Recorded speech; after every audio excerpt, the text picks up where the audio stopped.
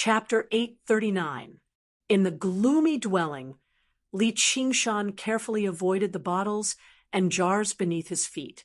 A strange smell permeated the air, and it was a mess everywhere. It differed drastically from her usual neat and tidy style. Suddenly, a shrill cry rang out from the depths of the dwelling. Li Qingshan flew in and saw Ru Xian standing there in white. The cry had come from right in front of her. Li Qingshan patted her shoulder, and Ru Xian turned around, revealing an extremely vicious green face, which frightened Li Qingshan. However, he immediately saw that it was just a bronze mask. "What are you doing?" Li Qingshan grumbled and looked in front of her. A fire devourer was firmly trapped on the stone pedestal. His belly had been cut open, revealing his organs. In particular, a bright red heart shone with red light. Ru Xian currently held a small bottle in her hand, pouring some unknown liquid onto the heart. The fire devourer's cries became even more intense. Several dozen crystal coffins stood in the surroundings of the dwelling, with several dozen fire devourers in them. There were men and women, young and old. Their eyes were firmly shut, and they were still breathing. Ru Xian's hand trembled, and she poured the liquid in the small bottle onto the fire devourer. In a single moment, the fire devourer stopped screaming, and a grayish-white layer enveloped him. "Why have you come?" Ru Xian's voice rang out from behind the bronze mask. It seemed rather chilling. "I've come to see what you're doing. What are you wearing this for?" Li Qingshan gazed at Ru Xian. He just felt like she was a little different from usual right now. "It's just a gas mask. I found it from the myriad poison ancestor. If you have nothing to do, then go play by yourself. Don't disturb me." Ru Xian waved her hand impatiently. "What's this supposed to be? A human experiment?" Li Qingshan knocked the fire devourer on the stone pedestal and discovered that his body was as tough as rock. Even his blood had congealed. He clicked his tongue. "What strange and violent toxicity. With your intelligence, it would be hard for you to understand even if I told you." Ru Xian spread her hands and shook her bronze head. "You can insult my character, but you can't insult my intelligence." Li Qingshan was enraged. It was one thing for the Mirage CCC monarch to call him an idiot, but he wouldn't stoop to the level of a lunatic. It wasn't easy for him to get home, but he was still going to be scolded. "Ha, too bad, you don't have either." Li Qingshan simply ignored her and paced around the dwelling. He knocked on the crystal coffin and weighed the bottles and jars in his hand. He vaguely understood something and asked, "You want to poison Fire Melt Mountain?" "No, it's not poison, it's a disease or a virus," Ru Xian said. "What virus?" Li Qingshan asked. "It's a vicious plague that's highly contagious.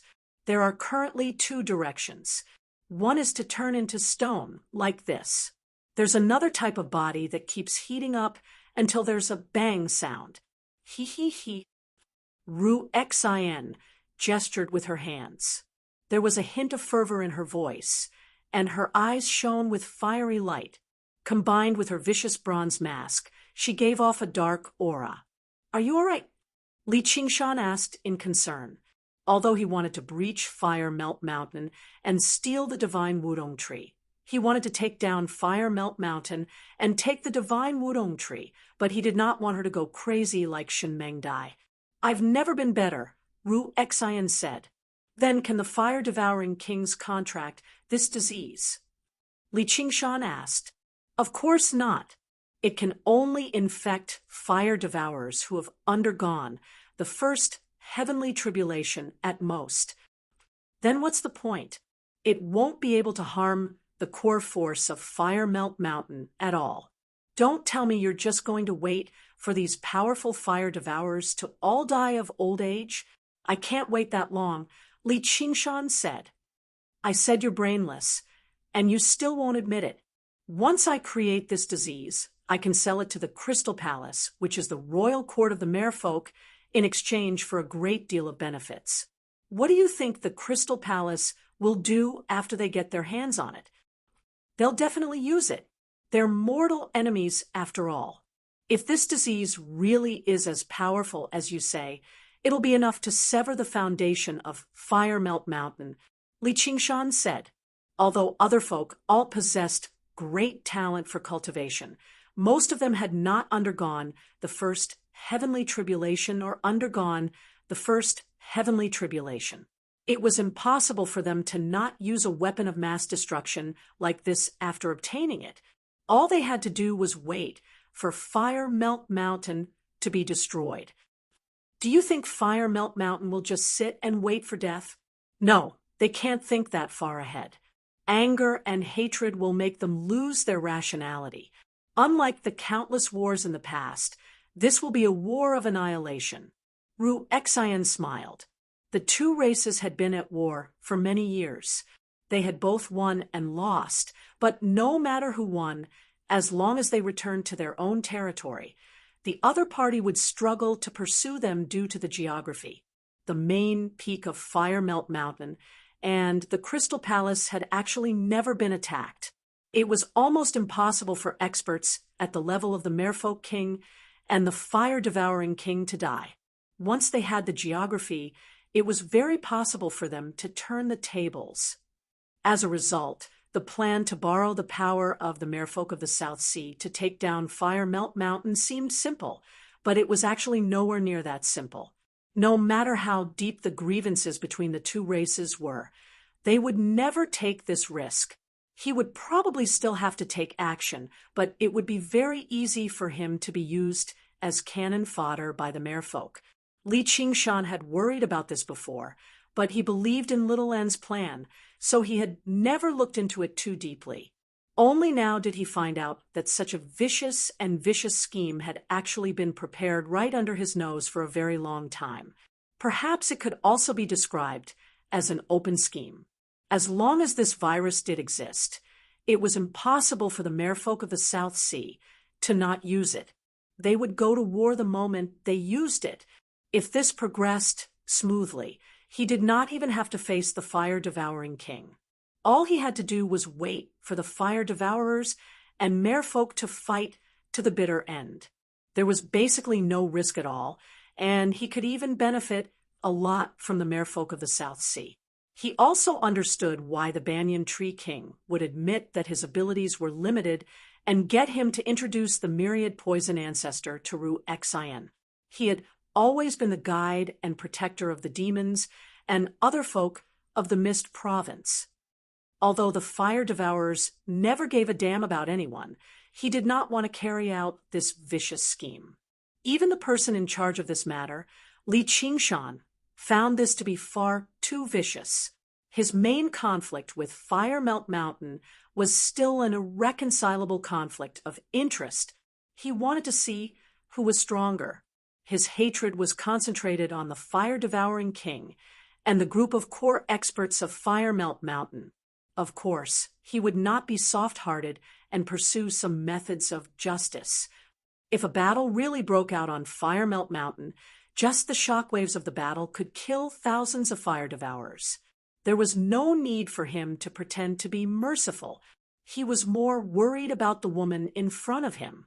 He could imagine that she had been waiting for this day ever since the day she joined the School of Medicine. The plan is very good, but don't be too hasty. If it really doesn't work out, there are still other ways. Being impatient is a great taboo for cultivation. Don't forget why your master gave you this name. I won't forgive anyone, Ru Xian said resolutely. Yeah. I don't really agree with your master's methods either. Treating and saving people is a very good thing, but how can you not get revenge when there's a grudge? Though, don't let hatred take over everything. We have to happily take revenge to our heart's content. Li Qingshan pressed down on her shoulder and gently removed the bronze mask from her face. Her jade-like face was clearly filled with unprecedented pain and weakness. She glanced past the crystal coffins in a daze, as if she could not look straight at them. I don't know them at all. If that's the case, what's the difference between me and the people I hate?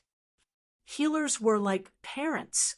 No matter how much hatred there was, no matter how vicious his tongue was normally, Huasiai still taught her a benevolent heart. Chapter 840. What a great demon! Ru Xian smiled. Then aren't you a great demoness? Don't we just happen to make a pair? Li Qingshan pursed his lips and gazed at her smiling face. He could not help but lower his head and kiss her slightly curved, red lips. A vicious bronze mask blocked his way. He smiled and kissed the mask gently again. He felt her shoulder tremble. Emerging from the dwelling, Li Qingshan basically understood Ru Xian's intentions for coming to the south. However, he had no idea why she had developed such grievances with the fire devourers. It did not seem to be just because of the old grievances between the two races. And not only did she refuse to return to the South Sea, but she even schemed against the merfolk. Clearly, she did not have a sense of belonging. This grievance was clearly so deep, yet in the beginning, she had instead advised him not to become enemies with Fire Melt Mountain. She would rather take the risk herself than let him take part, which left him both touched and helpless. However, he still chose the path of becoming enemies with Fire Melt Mountain in the end, which meant they were still in the same boat. Her plan for revenge increased his chances of taking down Fire Melt Mountain. However, if he wanted to carry out the plan, he would have to wait until she underwent the second heavenly tribulation at the very least. Although he had the myriad poison ancestors' full assistance, going as far as to use the resources of the cult to refine viruses and increase her cultivation, it would probably take several years. To cultivators, this period of time was not long, nor was it short. It was worth it to deal with a colossal existence like Fire Melt Mountain. Li Qingshan obviously would not waste this precious period of time. He decided to enter secluded cultivation for a while so that he could consolidate his experiences in the Mirage Sea and Dream. As a result, he handed over some matters to the 10 cave masters and spent some time with Yuliosu and her sister before returning to the hall. Before long, Little Anne arrived in the hall too.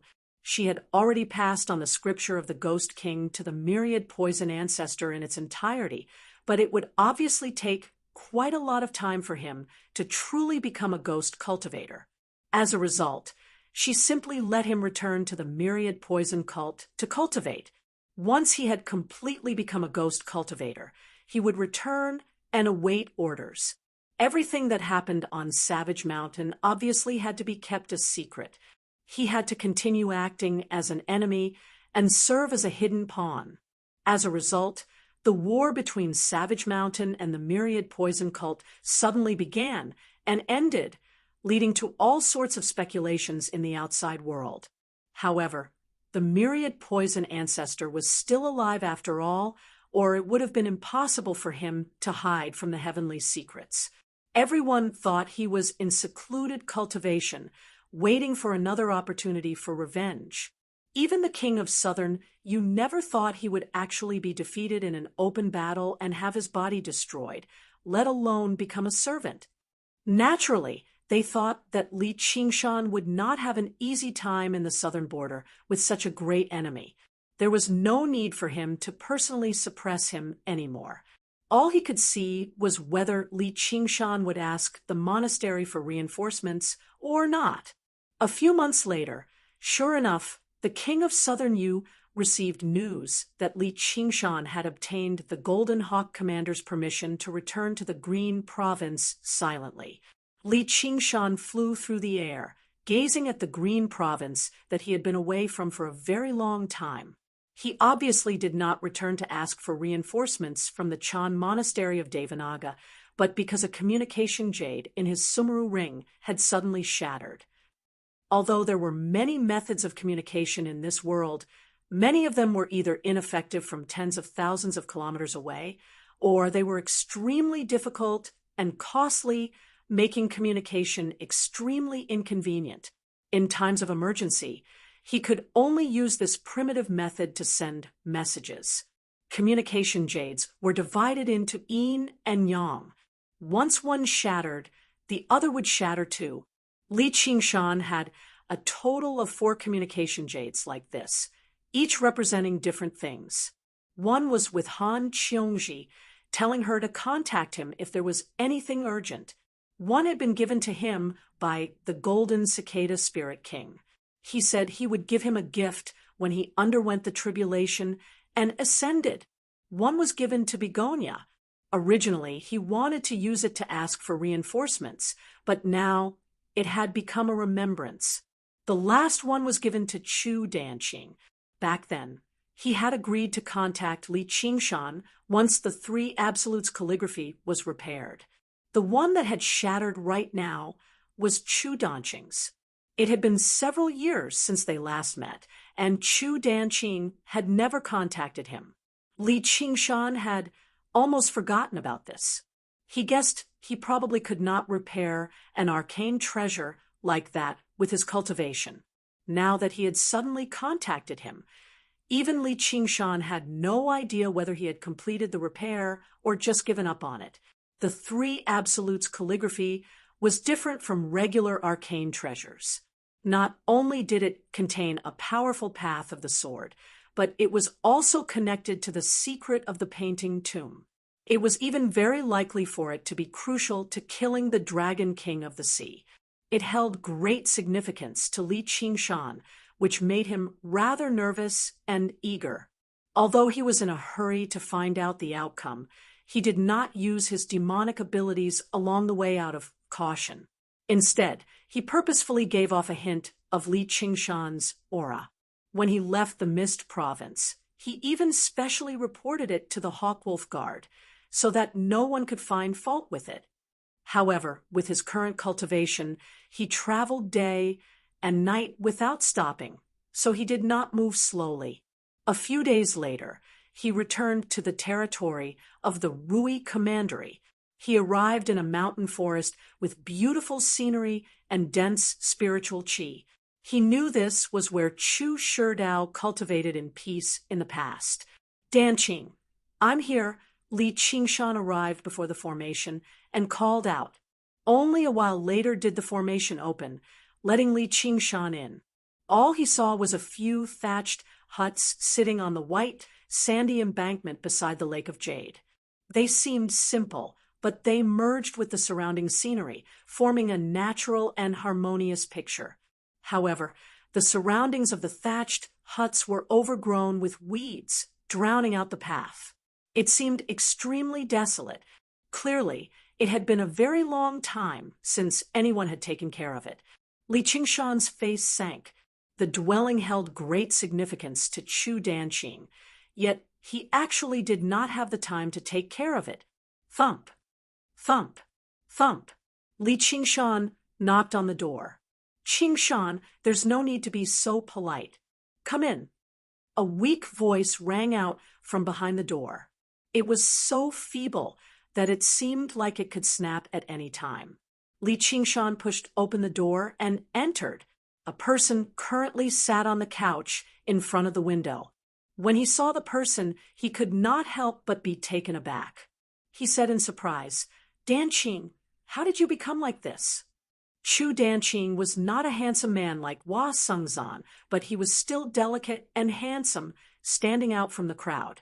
However, his face was covered in wrinkles right now, and his eyes were turbid. His hair was grayish-white, and his skin was dry and pale. He seemed to have aged several decades. At that moment, Li Qingshan basically believed he was looking at Chu Sherdao. He did not even look as good as Chu Sherdao.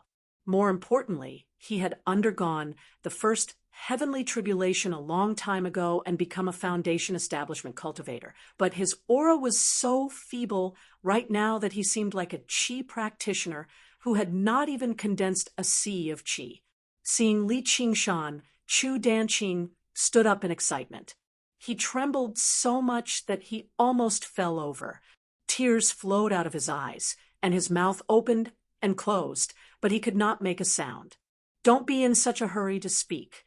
I told you to restore the three absolutes calligraphy, so you didn't have to end up like this." Li Qingshan hurriedly went forward to support him. He channeled a wave of spiritual qi into his body and felt that his cultivation had regressed greatly. Even his soul had been injured. He was in a worse state than Millipede, who had self-detonated his Yao core. Chapter 841. Li Qingshan was alarmed and treated him in a hurry. This man had probably done it just to watch. After saying his last words, he left. A while later, Chu Danqing finally woke up slowly. He let out a long sigh. "Qingshan, you've really made things difficult for me. This blessing is just too great. I basically can't take it anymore. I almost lost my life. Why is it that I've made things difficult for you? And it's too great of a blessing. Didn't you repair it quite smoothly in the past?" Li Qingshan had no idea how to react. This is the work of the five absolutes, immortal. It's not just a simple patchwork. If it weren't for Master's many years of guidance, if it weren't for my jade blood of vermilion and black, I wouldn't even know where to start. Do you know how I've spent the past few years? The amount of blood I've used is enough to fill an entire pond. However, this is also a great blessing. It's allowed me to witness the true path of painting. It's just too shocking. I really don't know whether I should hate you or love you. Chu Danqing alternated between melancholy and excitement. In the end, he looked at Li Qingshan sorrowfully. "If you have to choose one, you better hate me." Li Qingshan could not take it anymore. "Take it." Chu Danqing took out a painting scroll from his 100 treasures pouch with great reluctance and passed it to Li Qingshan with his eyes closed. Li Qingshan unfurled the three absolutes calligraphy slowly, revealing a sword that was pitch black like ink. The sword's design was simple and imposing, but it was not particularly special. It did not give off any sword intent either. It was deep and restrained, giving nothing away. He could not help but praise. "What a sword!" Chu Danqing said. "Although it's called the Three Absolutes Calligraphy, it's divided into primary and secondary. I've already achieved something with the path of the sword, so I'm no weaker than regular sword cultivators. Even if I go to the Sword Collection Palace, I'll be able to become an inner disciple." Li Qingshan sat down with his legs crossed eagerly, refining the three absolutes calligraphy again. In that moment, sword chi flowed in reverse, and sword intent pierced his mind. In his sea of consciousness, the ink sword would split into thousands of pieces at times, forming a profound sword formation. At other times, it would merge as one, pointing at the sky and drawing the ground. Li Qingshan was prepared. The spirit tortoise pressed down. Over the past few months of cultivation, he had looked back on the various things in his dream, especially his miserable life. Although it was impossible for it to be as deep as what he had experienced in real life, he still gained some comprehension. The spirit turtle was only inferior to the ox demon and tiger demon, so he had benefited as well. His aura became even more tranquil and distant. On the other hand, the weakest phoenix's scripture of Nerva did not benefit much. It could not be helped. Li Qingshan's temperament was the most compatible with the ox demon and tiger demon, and he did not lack the tranquility and forbearance of the spirit turtle either. However, he really was not interested in the phoenix's noble heart. What benevolence, righteousness, propriety, wisdom, and trust? Why should people be bound by so many restrictions in their lives?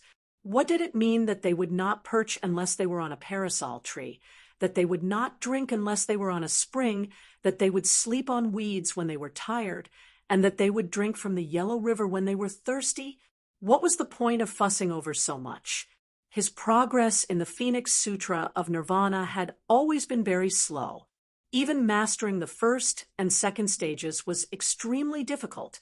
It wasn't just a matter of balancing fire and water.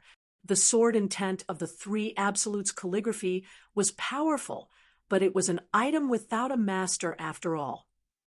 Furthermore, there was a complete set of sword Dao that was even stronger than the soaring dragon sword Dao. I've also benefited greatly. Speaking of which, I should be thanking you instead. I've even made you spend so many elixirs. Chu Danqing's appearance had mostly recovered. However, his hair was already gray, and he looked much older. He had calmed down from the grief and indignation of the thatched hut being destroyed. He felt that what Li Qingshan said made sense. Although he had placed his memories on it, it was still an inanimate object in the end. On the other hand, Li Qingshan had taken out many precious elixirs to treat his injuries. This made him feel a little embarrassed. The two of them drank to their heart's content until the moon was high in the sky. Then, they talked about the painting tomb again. Chu Danqing only said that there was no rush and that it wouldn't open so soon. When the painting tomb opens, you'll definitely get what you want. Although Li Qingshan was a little tipsy, he could vaguely sense that things were not as simple as they seemed. Chu Sherdao probably did not ask him to help Chu Danqing, just to deal with his senior brothers and sisters. Although the painting tomb was a secret, it had a wide influence. Chu Sherdao's cultivation was not very high, so he did not seem to have the right to monopolize such a secret. Moreover, there were countless descendants of the school of painting who were stronger than him. Which one of them did not want to explore the painting tomb? It was a great fortune. Chu Sherdao held this secret, and his disciples who had betrayed him also knew that he held this secret. The fact that he was able to die of old age meant many things in itself. After experiencing all sorts of things, or rather, after attaining a higher cultivation, Li Qingshan saw things even further. It would be fine if it was just a few descendants of the school of painting, but there was a hidden worry. It was the Dragon King of the sea. He seemed to be inextricably linked to the five absolutes, immortal. Chapter 842. All right, let's go in and take a look together when the time comes. Chu Danqing's face was bright red. The dark, chaos voice gradually faded away, falling asleep on the stone table. Danqing, Danqing. Li Qingshan called out a few times, but he received no response. He shook his head with a smile and left behind another bottle of pills and a communication jade before flying off into the horizon. Standing in the sky, his clothes ruffled in the fierce wind. The moonlight illuminated the cloud mountains nearby and far away. He gazed in the direction of the Clear River Prefecture and thought to himself, from the letters from a few months ago, Qiongji should be in secluded cultivation right now. She'll only emerge after another half a year. Even if I go, I won't be able to see her. Just visiting father-in-law Han is pointless. Although he wanted to visit Begonia, she had never contacted him. Either she was still in secluded cultivation and had not undergone the tribulation yet, or she had successfully undergone the tribulation but had no intention of seeing him. Regardless of which it was, there was no need for him to specially pay a visit. As for the Golden Cicada Spirit King, he probably needed no one to disturb him right now. After much thought, Li Qingshan still decided to return to the Mist Province first, a member of the Myriad Poison cult. The door to the hall swung open loudly, and chilly winds surged out, sweeping up the dark green poisonous flames. An old man emerged from the hall. His expression was cold, and his aura surged. "Master, you've emerged. Congratulations on reaching a new level of cultivation. Master!" Qian Liangmu rushed over in a hurry and bowed like he was overjoyed. He could vaguely sense that the Myriad Poison ancestor had become slightly different. His bearing seemed even more sunken and wispy. If the king of Southern Yu were present, he would definitely be able to tell that the myriad poison ancestor had become a ghost cultivator with a single glance, but Qian Liangmu was still lacking in insight. You've contributed greatly during this period of time. I'm going on a long journey, so you'll be in charge of the myriad poison cult from today onwards. I hope there'll be a day when you undergo the third heavenly tribulation and inherit the position of cult leader, bringing glory to our myriad poison cult, the myriad poison ancestor ordered. Qian Liangmu was overjoyed. This was exactly what he had been dreaming of. Now that he no longer had any competitors among his peers, there was no need for him to waste his efforts on fighting openly and covertly anymore. He could focus on cultivation. Although the cult had lost many disciples, they could slowly recover as long as he spent some time. The myriad poison cult's disaster was not necessarily a bad thing for him personally. Liangmu will never forget Master's kindness. I am willing to go through fire and water for myriad poison cult. Qian Liangmu expressed his loyalty, but he was also secretly worried. If the myriad poison ancestor told him to go to the king of Southern Yu's estate and ask for reinforcements to deal with Savage Mountain, then it would be troublesome. He did not want to clash with Li Qingshan right now. The myriad poison ancestor glanced at Qian Liangmu deeply, and the green flames in his eyes surged. Very good. That's enough for me. You better tidy up the affairs of the teaching first. I'll get my revenge sooner or later. Qian Liangmu exhaled in relief.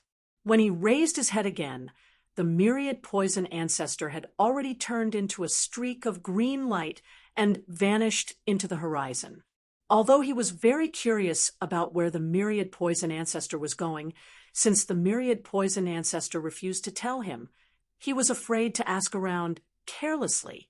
He guessed that the myriad poison ancestor wanted to find a way to exact revenge on Savage Mountain. The myriad poison ancestor flew 500 kilometers to the west and erased his aura, silently arriving on Savage Mountain. Before he could even report his arrival, the Banyan Tree King had opened the formation and let him in. The myriad poison ancestor stepped into Savage Mountain and bowed towards the towering Banyan Tree King. First, before sighing inside, he's actually gotten the Banyan Tree King to control the formations and watch over the entrance. It's no wonder I couldn't breach it back then. The king already possesses such cultivation in his 30s. So he possesses great fortune. I've really been asking for trouble by opposing him. However, being able to follow him now can be regarded as a blessing in disguise, and I've even obtained a secret technique for ghost cultivators like the scripture of the Ghost King. Yu Wufeng was cultivating in his residence when he suddenly felt uneasy. It was like a ferocious beast had entered his courtyard while he was sleeping. He stood up and arrived outside the dwelling. He saw the old man in green robes in the valley and could not help but widen his eyes. He cried out, "The myriad poison ancestor!" There was a flash of green light, and the myriad poison ancestor arrived before him. His eyes flickered with a poisonous light. "So it's little dog you of the sword pavilion. You've seen the ancestor, so why don't you drop to your knees and kowtow? You want to die?" Yu Wufeng said nothing more. He merged with his sword, turning into a streak of fogbow light and retreating rapidly. The myriad poison ancestor followed him like a shadow, tailing him relentlessly. After becoming a ghost cultivator, he was even faster than before. He snickered viciously and prepared various killing moves, which made Yu Wufeng feel an unprecedented sense of danger. Yu Wufeng originally believed that with the arcane treasure, the fogbow sword, and his cultivation at the peak of the second heavenly tribulation, he could easily stay alive even if he was not the myriad poison ancestor's opponent. Only now did he discover just how great the difference between them was. By staying alive, he had immediately mounted his sword and fled when he saw the myriad poison ancestor from afar. Now that the myriad poison ancestor had closed in on him, he was on the verge of death at any moment. All right, myriad poison, stop messing around with him. A voice suddenly rang out, plain and dignified. Yes, my king. The myriad poison ancestor's expression immediately became respectful, stopping his pursuit of Yu Wufeng. Only after flying a certain distance away did Yu Wufeng stop. He was filled with disbelief. Just who could order a great cultivator around like a servant? The person who spoke happened to be Li Qingshan, while the myriad poison ancestor had already arrived before Li Qingshan. Be careful, my king, Yu Wufeng called out. The myriad poison ancestor was definitely not someone who would listen to orders obediently. As a matter of fact, he would kill whoever was ordering him around. Shut up, puppy. The myriad poison ancestor's lips moved, and Yu Wufeng felt like he had just heard a clap of thunder. He was shaken up, but an even more shocking sight unfolded before him. The myriad poison ancestor bowed towards Li Qingshan before standing with his arms by his sides, like an old caretaker facing his only master in this life. He was gentle, polite, and respectful, without the slightest hint of viciousness. At this moment, the other cave masters heard the disturbance too, emerging from their respective dwellings. When they saw this, they were all dumbfounded. Li Qingshan had only said the myriad poison ancestor had joined their side. In the best-case scenario, he had just made some sort of deal, allowing the myriad poison ancestor to let go of his hatred of destroying his sect. Never did they think the myriad poison ancestor would actually submit to Li Qingshan. They basically doubted their eyes or something. It's fine. You can go back and cultivate, Li Qingshan said before turning to the myriad poison ancestor. Let's go in and talk in detail. How much of your cultivation have you recovered? Li Qingshan asked after arriving in the 8-point hall. The myriad poison ancestor said, It's all thanks to Sir Little N's scripture of the Ghost King that I've recovered around 80%. I've already completely become a ghost cultivator. I can now be known as the poison-assimilating Ghost King. If I continue to comprehend and cultivate, it's not impossible for me to recover 100%. The scripture of the Ghost King could be regarded as a peak cultivation method for ghost cultivators in this world. It was a secret technique of the Umbral insect. After becoming a ghost cultivator, before recovering all of his strength, there was even an opportunity for him to pursue a higher realm of cultivation. Chapter 843. However, that was already enough for Li Qingshan. Not only was the myriad poison ancestor's cultivation higher than his, but his strength was also greater too.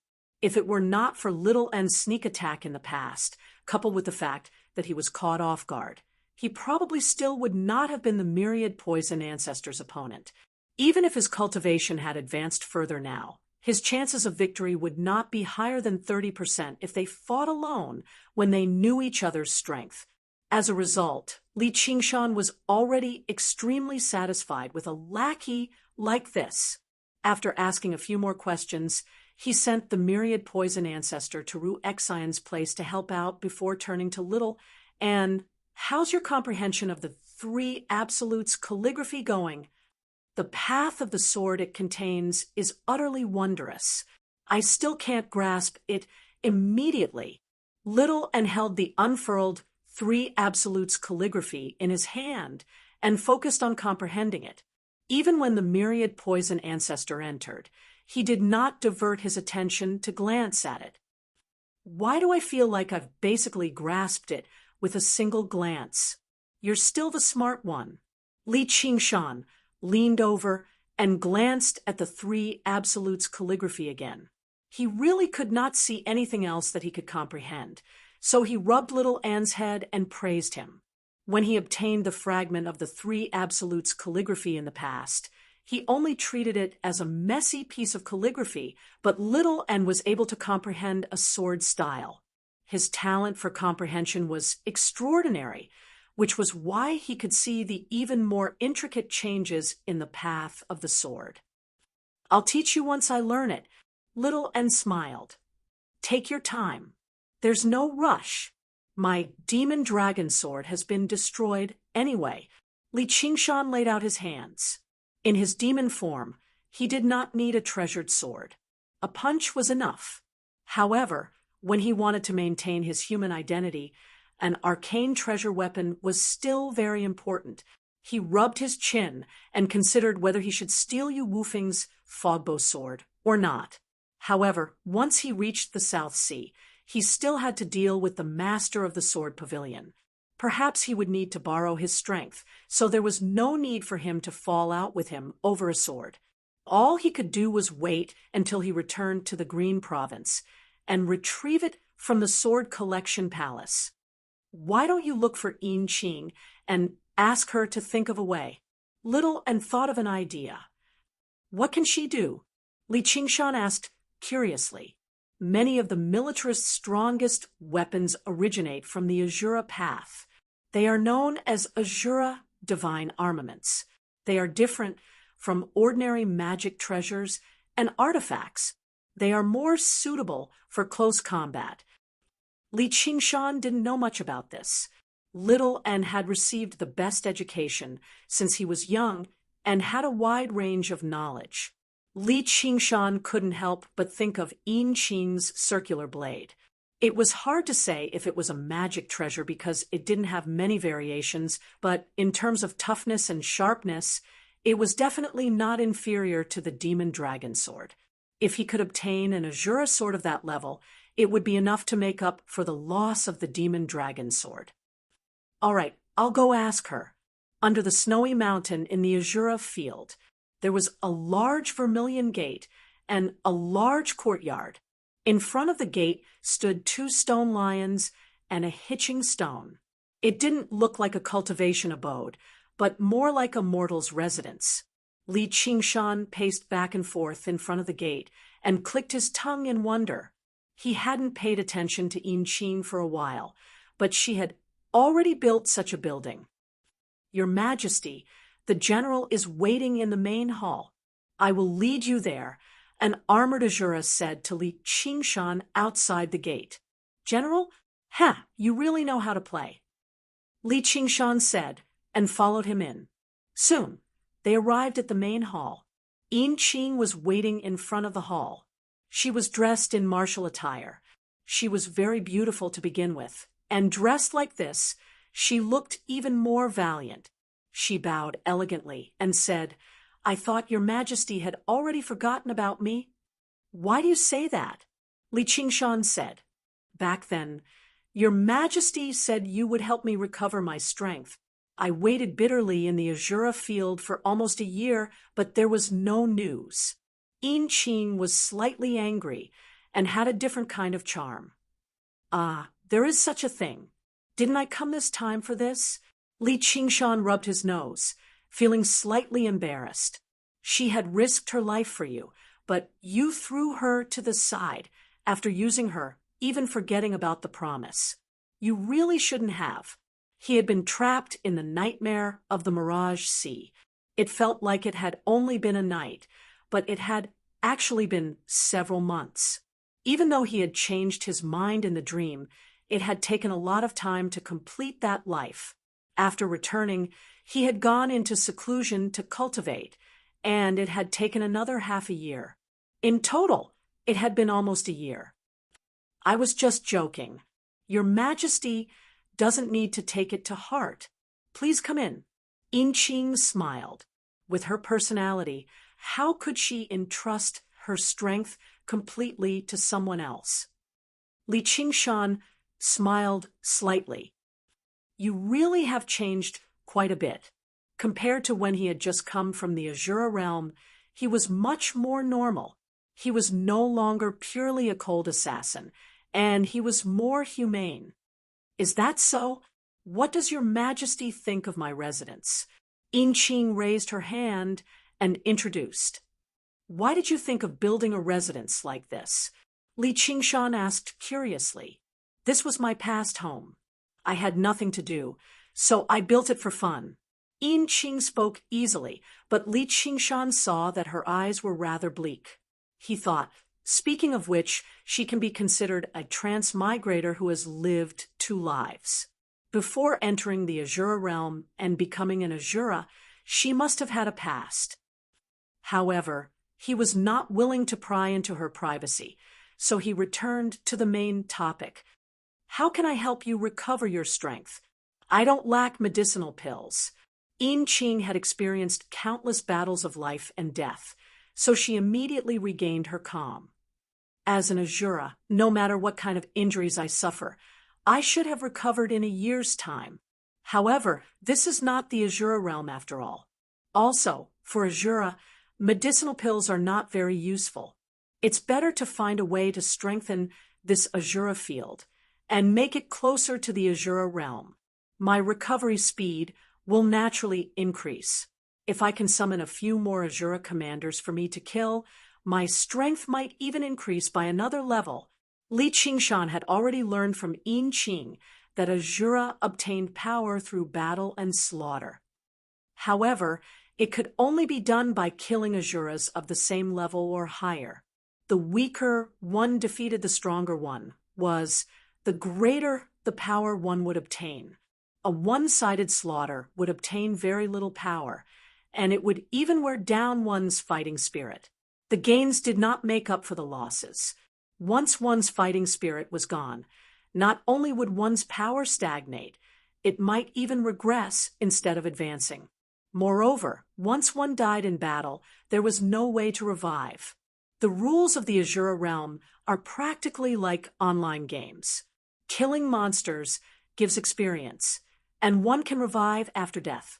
If I go there, I really might be able to level up quickly. First of all, fighting spirit is definitely not a problem, and defeating the stronger is even more common. Li Qingshan shook his head and tossed this thought out of his mind.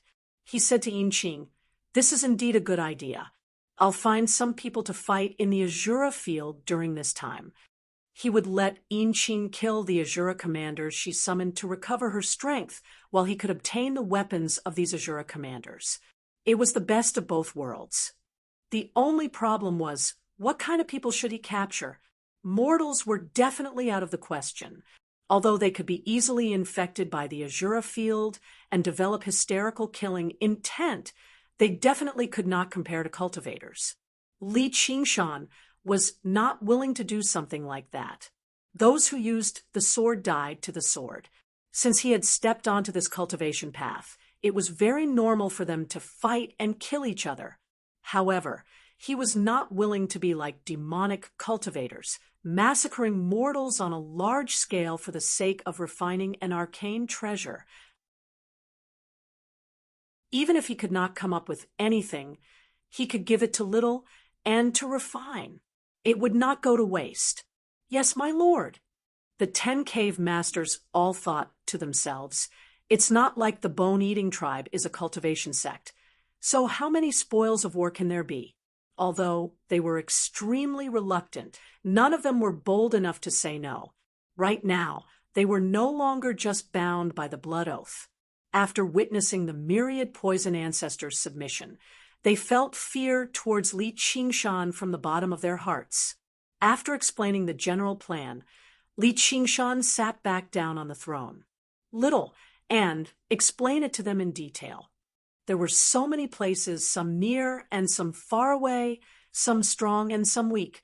Who was in charge of where and how they were supposed to go?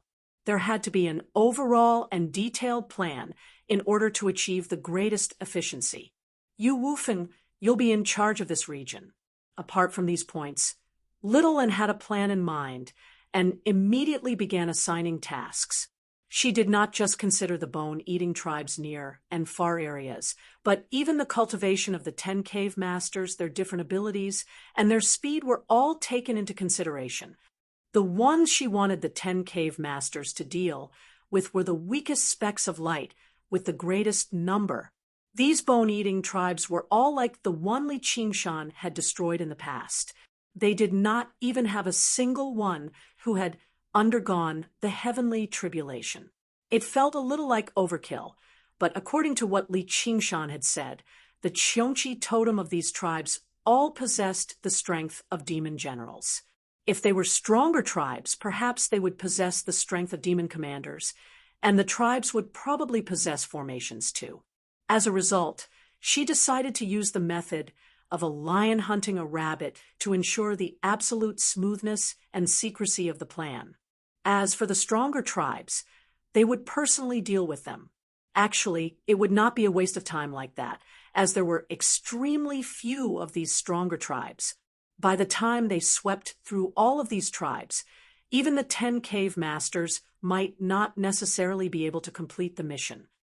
Sir Little, and how are we supposed to bring these people back? 100 treasures pouches can't hold living creatures. Although we can use techniques to trap them, it's far too conspicuous. How are we supposed to hide them? A cave master asked with a frown. Yeah, don't tell me we're supposed to use bug pouches or seals. Only a few people can fit in there. Don't tell me we're supposed to rush back and forth across several tens of thousand kilometers. Another cave master added. Tools that could hold living creatures did exist, such as bug pouches for nurturing insects and seals for taming beasts, but the space was extremely limited. They could not even hold a single shaman from the bone-eating tribe. Use Sumeru rings. Little and said expressionlessly. There was a qualitative difference between Sumeru rings and 100 treasures pouches. Although they could not create their own world like the Azura field, they could hold living creatures. But apart from the first cave master, second cave master, and fifth cave master, we don't have any Sumeru rings here.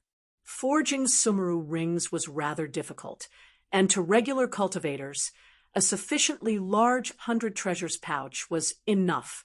Unless they were clans or sects with a very deep foundation, they would never waste materials to forge them, so they could be regarded as rather precious. And the cultivators of the Mist Province were slightly poorer than the Green Province on average. Li Qingshan had considered this a long time ago. He pressed his hand against the stone table and slid it across from left to right, leaving behind 5 Sumeru rings. After so many years of war, he had accumulated quite a bit.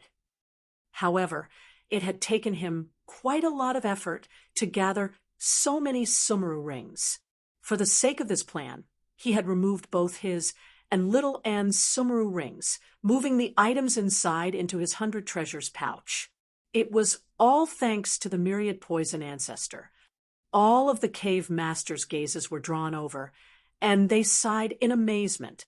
Their gazes towards Li Qingshan became even more reverent. He obviously would not be so bored as to collect Sumeru rings. Behind every single Sumeru ring was the death of a powerful cultivator. I'll lend them to you for now, but I'm still missing 2. Do you have any ideas? If you don't tell me the truth, you'll be breaking the blood oath. Li Qingshan refused to believe that there were so many people here that he could come up with no ideas. Sure enough, after he mentioned the blood oath, another cave master expressed that he had an arcane artifact similar to a Sumeru ring that could carry a few people. In the end, he gathered the bug pouches together and resolved this problem. All right, you can set off according to the plan. I'll be waiting for the good news of your victory. Li Qingshan waved his hand, and the 10 cave masters left with his orders. Let's go too. Chapter 8:45. Let's go with this place for our first stop. Li Qingshan pointed at a bright speck of light on the mental map of the Mist Province with his index finger. Under the bright sunlight, the dense, green sea of trees rose and fell. The wide, thick leaves wove together to form a boundless green cloud. No matter how resplendent the sunlight was, it was unable to penetrate it. It was gloomy under the crisscrossing canopy of branches. A tree about 2,000 feet tall stood in the middle of the forest. The trunk of the tree was densely covered with tree holes like a beehive. Large, Vicious-looking bone-eating shamans moved through it. Although they seemed like beasts, they clearly possessed an order and division of labor. When regular bone-eating shamans saw the lofty shaman priests, they had to lower their heads in respect. There were also the patrolling guards who glanced around with their sharp gazes. Of course, there were also hunters responsible for hunting. At this moment, a group returned. They obviously did not hunt anything else. Every single bone-eating shaman carried humans on their shoulders. Most of them were women. Some of them had fainted, so they could be considered as lucky. As for those who were conscious, they could only watch as the bone-eating tribe drew closer. They felt like they had fallen into a bottomless abyss, filled with fear and despair. The bone-eating shaman, at the very front of the group, was also the largest. Even with his hunched back, he was still as tall as two people. Two long, boar-like teeth protruded from the corner of his mouth, which was extremely eye-catching. Tusk let out a strange, excited roar. The corner of his mouth was filled with blood. It could be described as a huge, gaping mouth. Countless roars rang out in the bone-eating tribe, too, welcoming the returning hunters and the food they had brought back. The roars echoed through the dark forest. It was basically like living in hell. The woman on Tusk's shoulder could not endure the terrifying pressure anymore. She let out a hysterical shriek. Tusk turned around and let out a deterring growl, but the smell of blood and foul wind made the woman completely collapse. Her shriek became even more shrill. Tusk lost his patience. He bit off the woman's head in a single bite, crunching it to pieces. Brain juices flowed from the corner of his mouth as blood spurted from the severed neck. As if he had already eaten his fill from hunting, Tusk tossed the headless corpse far away, landing beside a group of small bone-eating shamans who played around. These small bone-eating shamans were only half the height of a grown man. Apart from their sharp teeth and claws, they clearly possessed many of the characteristics of humans. However, as soon as they saw the female corpse, they immediately rushed over viciously, tearing at one another and tearing at one another. They tore the female corpse to pieces and feasted on her. Tusk laughed aloud. The other bone-eating shamans laughed too. At this moment, a bone-eating shaman priest scolded Tusk a few times.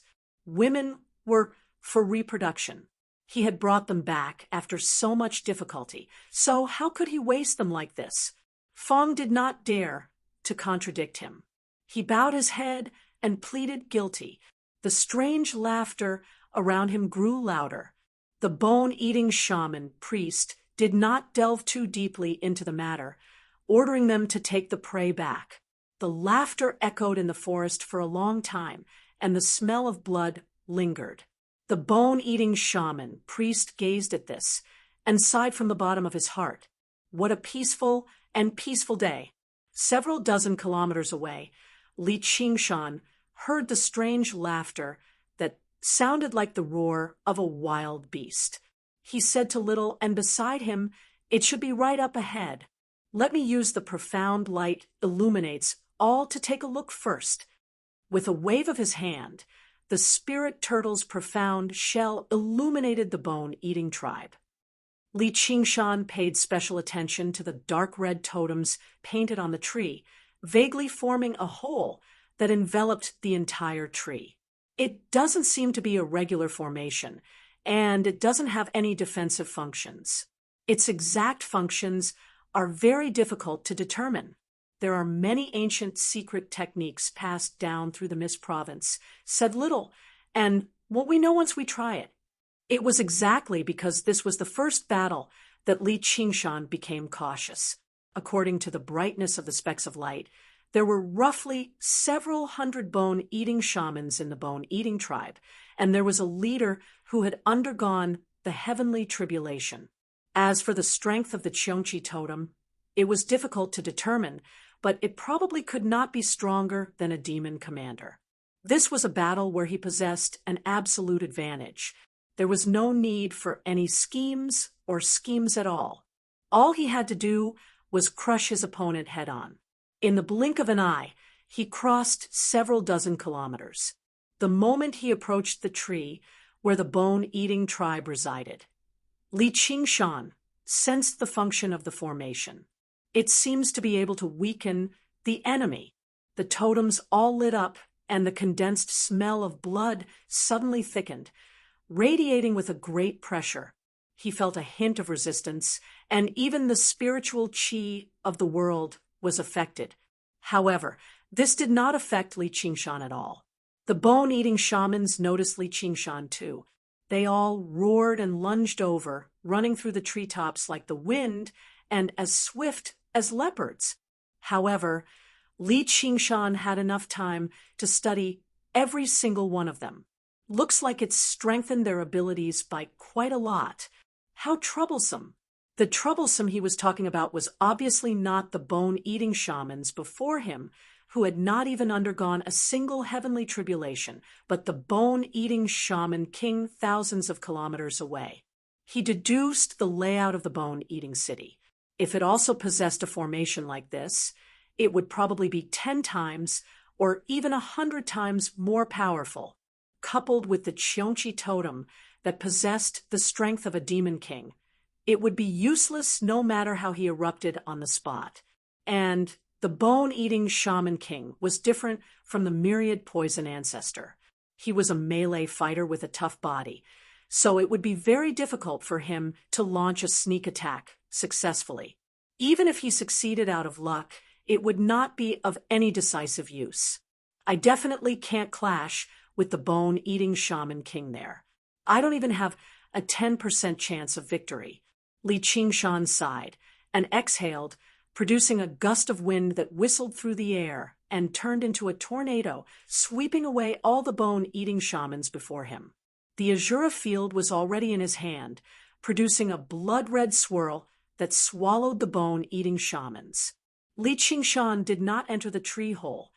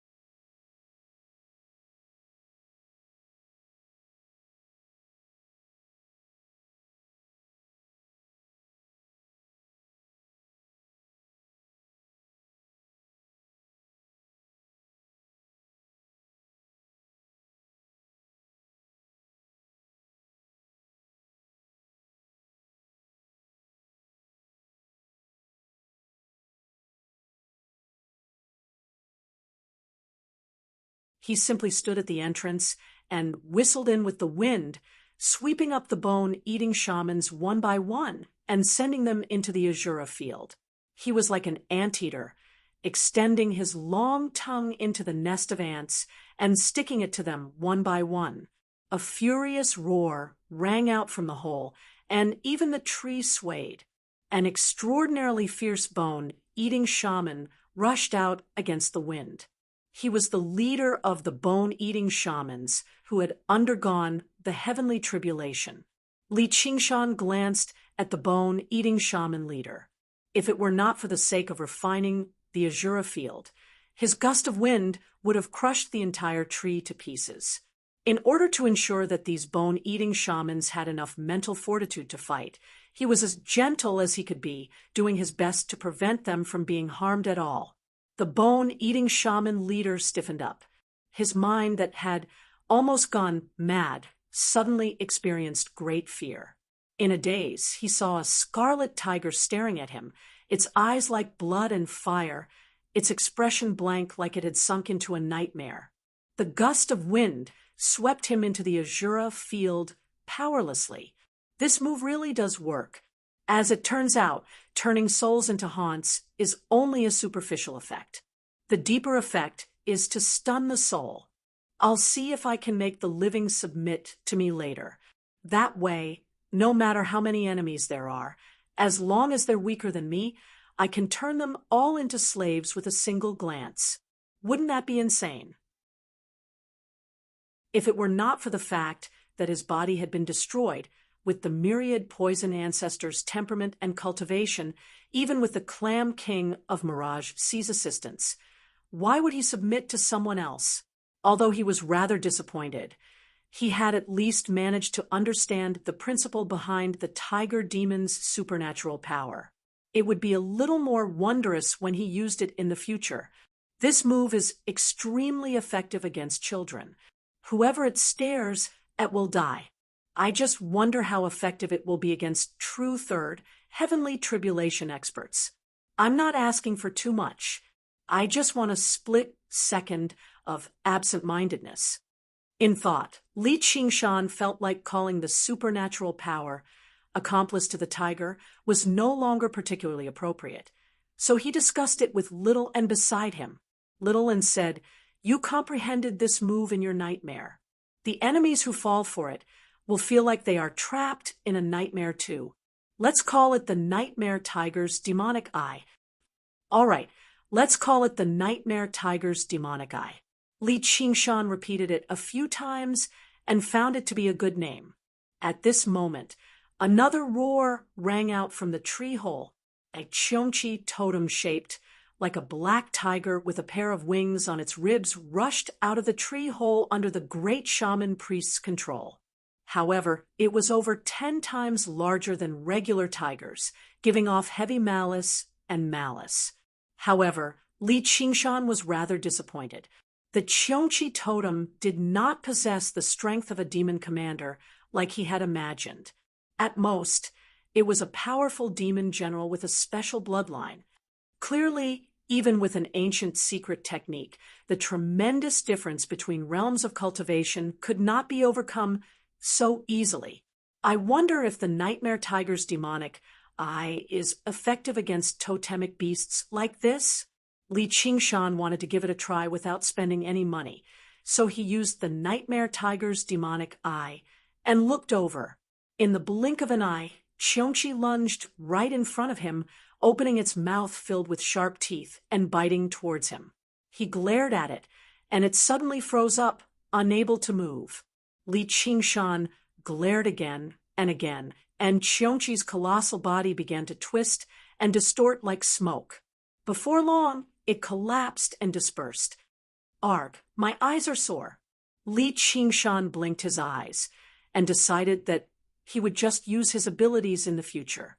It was best if he did not glare too hard. Little and laughed again. "Yeah, soulless objects can't be turned into haunts, but they don't have a physical body. Instead, they're an amalgamation of countless thoughts, so the effects are quite impressive." The gust of breath swept up the great shaman priest and tossed him into the Azura field. The entire bone-eating tribe was swept away, only leaving behind a few captured humans. They had no idea what was going on with their faces filled with fright, and there were even a few who had already become numb to despair. The gust of breath had clearly destroyed their prison doors, but not a single one of them was bold enough to flee. Li Qingshan ignored these people. Once they've stuck around long enough, they'll have to flee sooner or later. There's no need for them to repay him for saving my life. He drew in the last gust of breath, which swept up a few translucent skulls that seemed both human and beast. They were of much better quality than the one he obtained before. Little and stared at them from the side too. Li Qingshan smiled. "I'll give them to you once I'm done using them." "Yep, those bone-eating shamans too. They'll all be used as firewood for you. Though, I still need to think about how to absorb the malice inside." "I have an idea." Little N's eyes swiveled around, and she came up with an idea. "You always have an idea." Li Qingshan pinched her cheek. It was soft and smooth to the touch, as if it was about to melt between his fingers. I'm not a child anymore. Stop rubbing my head, pinching my face, and my nose all day long. Little and glared at Li Qingshan. These actions that represented intimacy in the past only made her slightly jealous now. She had already recovered her memories as the princess. She was no longer that ignorant little ghost. However, because she practiced the path of white bone and great beauty, she did not seem any different. In my eyes, you'll always be a child. Li Qingshan smiled. He reached over with his other hand and pinched her other cheek, rubbing her face that was known as a heavenly beauty around. And you still want to kiss me? Little and insisted that he admit to her charm. Li Qingshan smiled. He had been prepared for this a long time ago. That's where you don't understand. Dreams are all inverted. If you want to kiss me in a dream, it means you don't want to kiss me in reality at all. Otherwise, would I want to wander around in the desert? You... Little and was utterly infuriated by his rude and unreasonable quibble. All right. I want to kiss you. I want to kiss you. MMM, so fragrant. Li Qingshan immediately admitted defeat. He lowered his head and kissed her face a few times, rubbing her head. Are you satisfied now? You're brushing me off, and you're even rubbing my head. Little ancestor, stop making things difficult for me. Can I even rub your head? Who told you to be shorter than me? You're the one who's too tall. I'm not short at all. Li Qingshan said, I'm just saying. Let's go. We still have a lot of places to go. Little and made up her mind. There would be a day when she would make him understand her charm. In the Azura field, the sounds of battle shook up the sky. On the snowy mountain, Yin Qing led a group of Azura, standing on the side of a cliff and gazing into the distance. In the very center of the Azura field, under the blood-red sky, thousands of bone-eating shamans slaughtered one another on the ground. Under the influence of the Azura field, every single one of them had become bloodshot. They could no longer differentiate between friend and foe.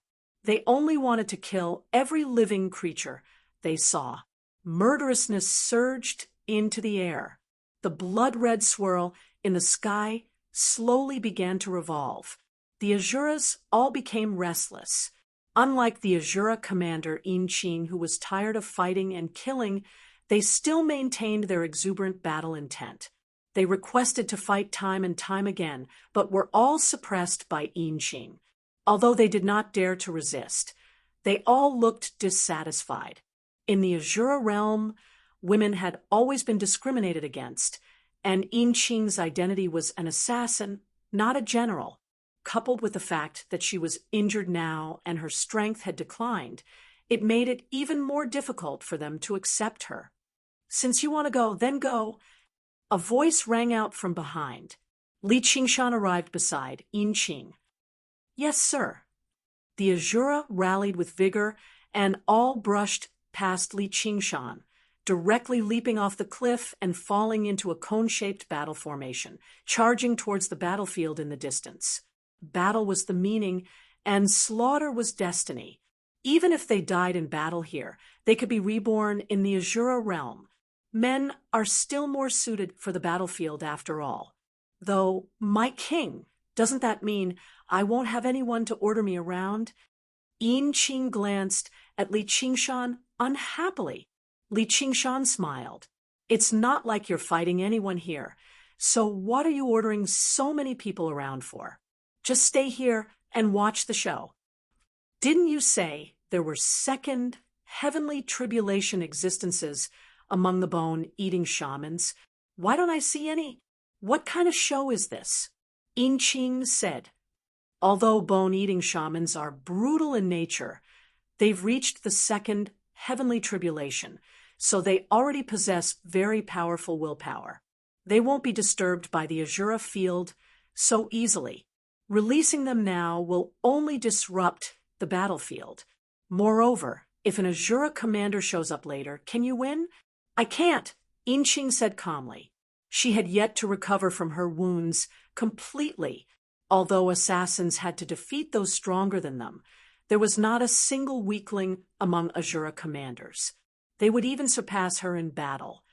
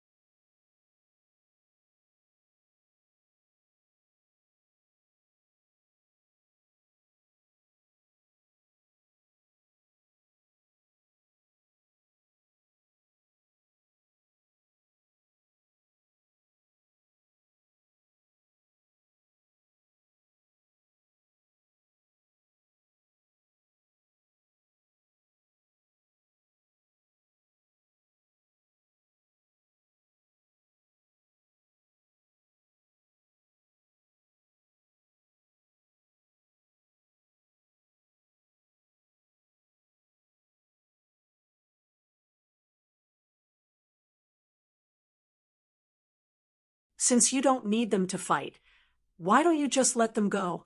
Every single Azura has to go through countless battles, deaths, and resurrections before they can reach the apex. They've never had any enemies here, so as time goes on, their battle spirits will inevitably be damaged. This is far worse than physical damage. Once their battle spirits wear away, they'll truly be dead. Keeping them here will instead harm them. Why don't you let them return to the Azura realm with battle spirits? Inqing said. Li Qingshan nodded and threw another 20,000 bone-eating shamans into the battlefield. They were like a colossal meat grinder, annihilating all life. He had captured close to 100,000 bone-eating shamans from various parts of the Mist Province. It was even greater than when Si Qing refined the Azura field in the past. And probably many of the bone-eating shamans who died here would return to the Azura realm and be reincarnated as Azura. Aren't you afraid that your battle spirits will wear away? Li Qingshan asked Inqing. I'm a mighty Azura commander, so how can I be compared to these little guys? A little rest is nothing. Not to mention, just keeping that poison-using old man busy has made up for all my slacking off in the past few days. Even if I want to wear away my battle spirits with you, it won't be easy. There will be even better battles waiting for you in the future. Li Qingshan smiled. He thought to himself, once this refinement is complete, I should be able to trap third, heavenly tribulation existences for a while. There was no need for him to trap third, heavenly tribulation existences here. That was impossible. All he had to do was obstruct their escape slightly, and the Azura field would become a battlefield that would not stop until one of them died. A while later, the last Azura died in battle. Before he died, he even dragged a bone-eating chieftain down with him. Blood flowed like rivers on the ground, seeping deeply into the soil. A single step would sink into the mud like a swamp of blood. The blood continued to seep downwards until it reached the center of the Azura field. Blood-red light filled the surroundings, becoming more and more compatible with the will of the Azura realm, but no Azura descended. This was under Li Qingshan's conscious control. As the Azura field rapidly strengthened, it could already block out regular Azura, saving its strength and waiting for an Azura commander to appear. Li Qingshan simply threw all of the bone-eating shamans into the battlefield, only keeping the 6-second heavenly tribulation bone-eating shamans suppressed. 2 of them were shaman priests. In order to capture them alive, it had taken him quite a bit of effort. Now, they were all suppressed, waiting for the Azura commander that could rival them to appear. After waiting for a while longer, Li Qingshan suddenly said, "He's finally here." Violent murderousness surged out from the depths of the blood-red swirl, sweeping through the entire battlefield. Chapter 848. The powerful bone-eating shamans entered the Azura field and immediately broke free from the suppression. They both raised their guard when they saw one another. They all came from different tribes. Bone-eating shamans had always had a tradition of eating their own clansmen, compared to corpses. All of them preferred living ones. Unlike regular bone-eating shamans, they instead seemed closer to humans on the outside. They restrained the various powers in their bodies and condensed them in their skulls, which they called the brain core. They were similar to the demon cores of demons and the golden cores of human cultivators. If they could eat their opponent's brain core and body, their strength would skyrocket. No one could resist this temptation. However, this stalemate only lasted for a split second. The sight before them left them astounded, even though they were used to seeing slaughter.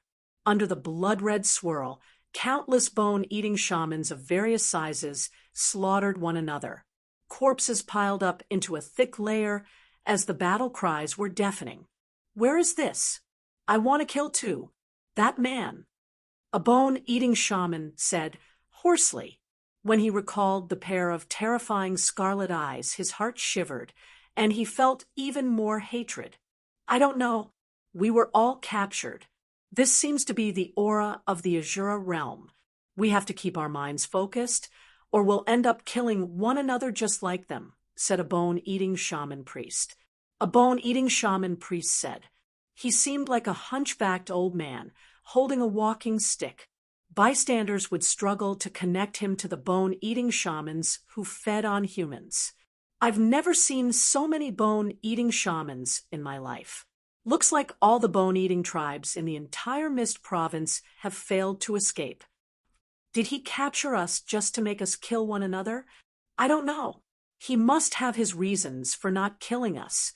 Perhaps he's just toying with us. We have to escape." "What's that?" The 6 of them conversed with one another. Suddenly, tremendous killing intent surged towards them. Gazing towards the center of the battlefield, a streak of blood-red light knocked away the bone-eating shamans in their way. Weapons whistled over. There was only a single person, the Azura commander with the spiky club.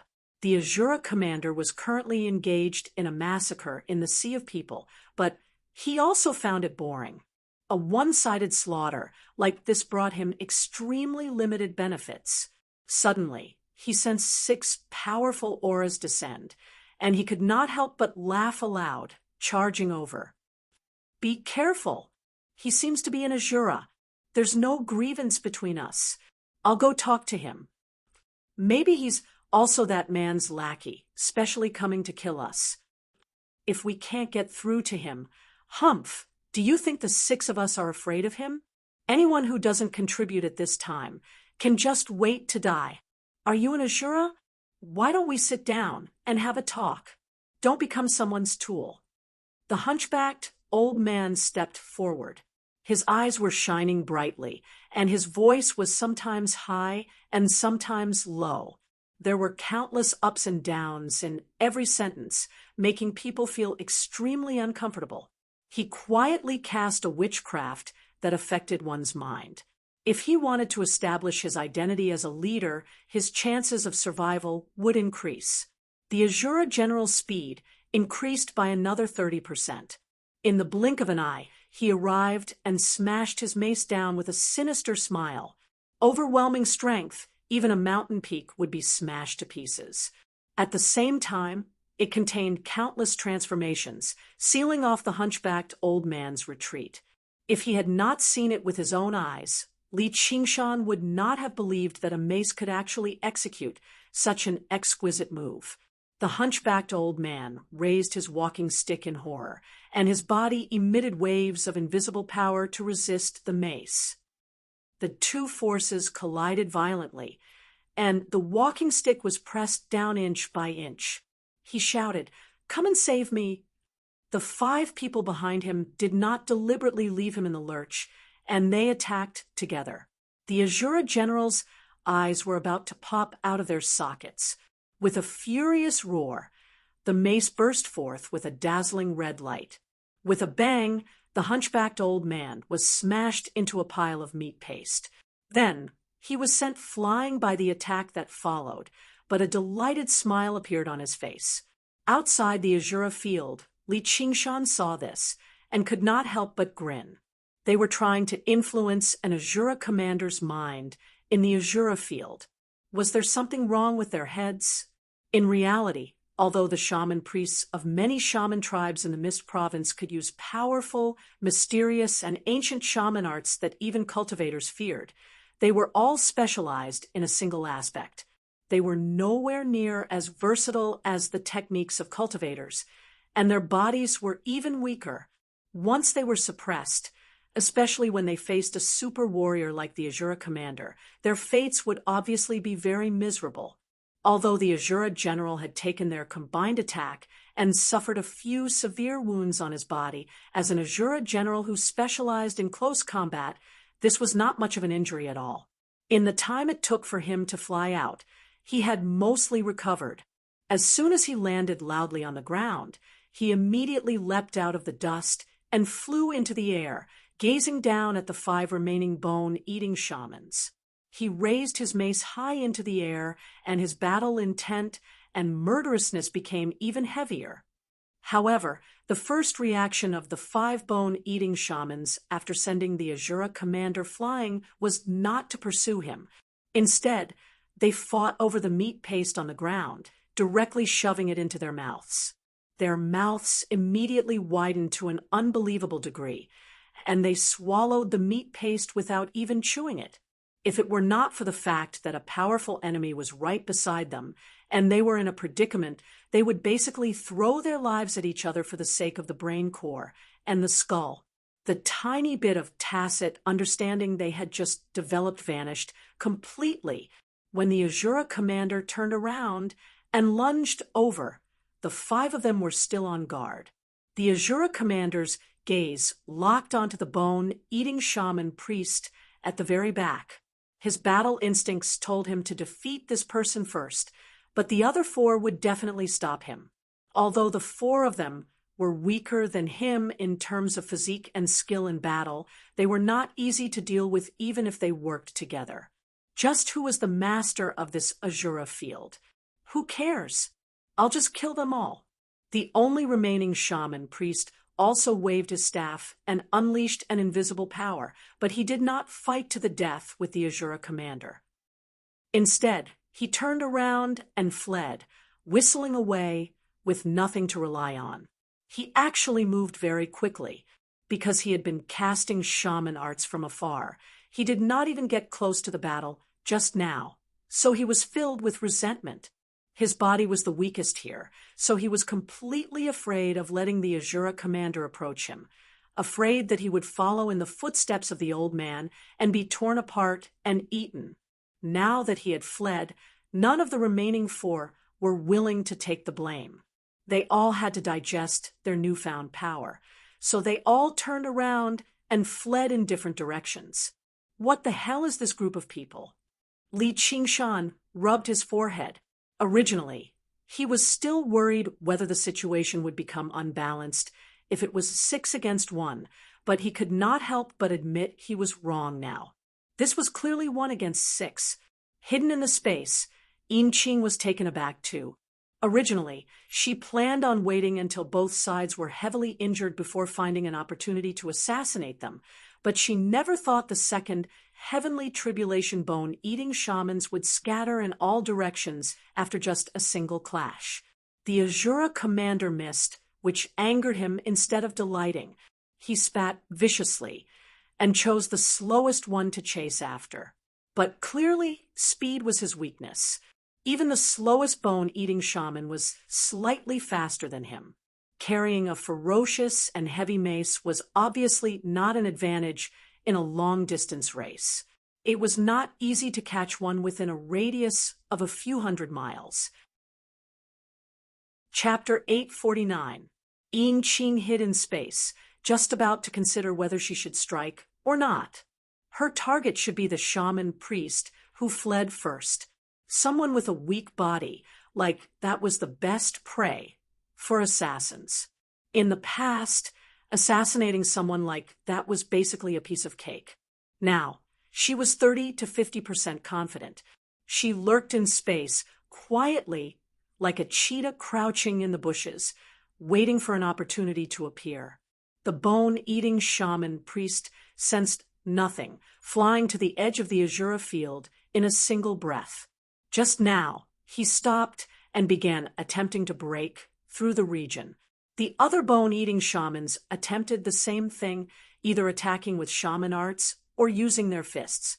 Li Qingshan was unfazed, suppressing the Azura field firmly. Seeing how he was unable to break through the spatial barrier, the bone-eating shaman priest could not help but panic. He closed his eyes and chanted, unleashing all of his powers, but his back was wide open. Yin Qing's eyes narrowed. She gripped the circular blade firmly and struck out instinctively. At the same time, an invisible power enveloped her. The scenery around her changed, and she had already been moved out of the Azura field, arriving in the 8-point hall. Yin Qing let out a very gloomy sigh. "What orders do you have, my king?" Li Qingshan sat on the ground, holding the Azura field in one hand and rubbing his chin with the other. He was in thought, little, and leaned against his side, quietly, as her seaweed-like hair flowed down. Yin Qing could not help but glance at her a few more times. She secretly compared them inside and developed a hint of jealousy. She smiled self-deprecatingly and sighed inside. She really had been in this human world for too long. When fighting in the Azura field, who cared about appearances? All that mattered was the strength of the body and the level of martial skill. She was just far too outstanding. Her bearing was like that of a person of the heavenly way, yet different. Her strength was startlingly great too. Who knew where he found her? Don't do anything for now. I've gone to so much trouble to capture them unscathed. If they die all of a sudden, it'll be far too much of a waste. Li Qingshan said without even raising his head, paying attention to the Azura field. Sure enough, the Azura commander with the spiked club could not catch up to the bone-eating shaman. He cursed aloud before leaning on the spiked club and sitting down on a small hill. He called out, "Who's the master of this Azura field? Get your ass out here and eat my club." Naturally, no one responded, so he simply put his hands on his waist and cursed at the sky, his voice shaking the heavens. However, it was clear that he had fought in the Azura realm for a long time.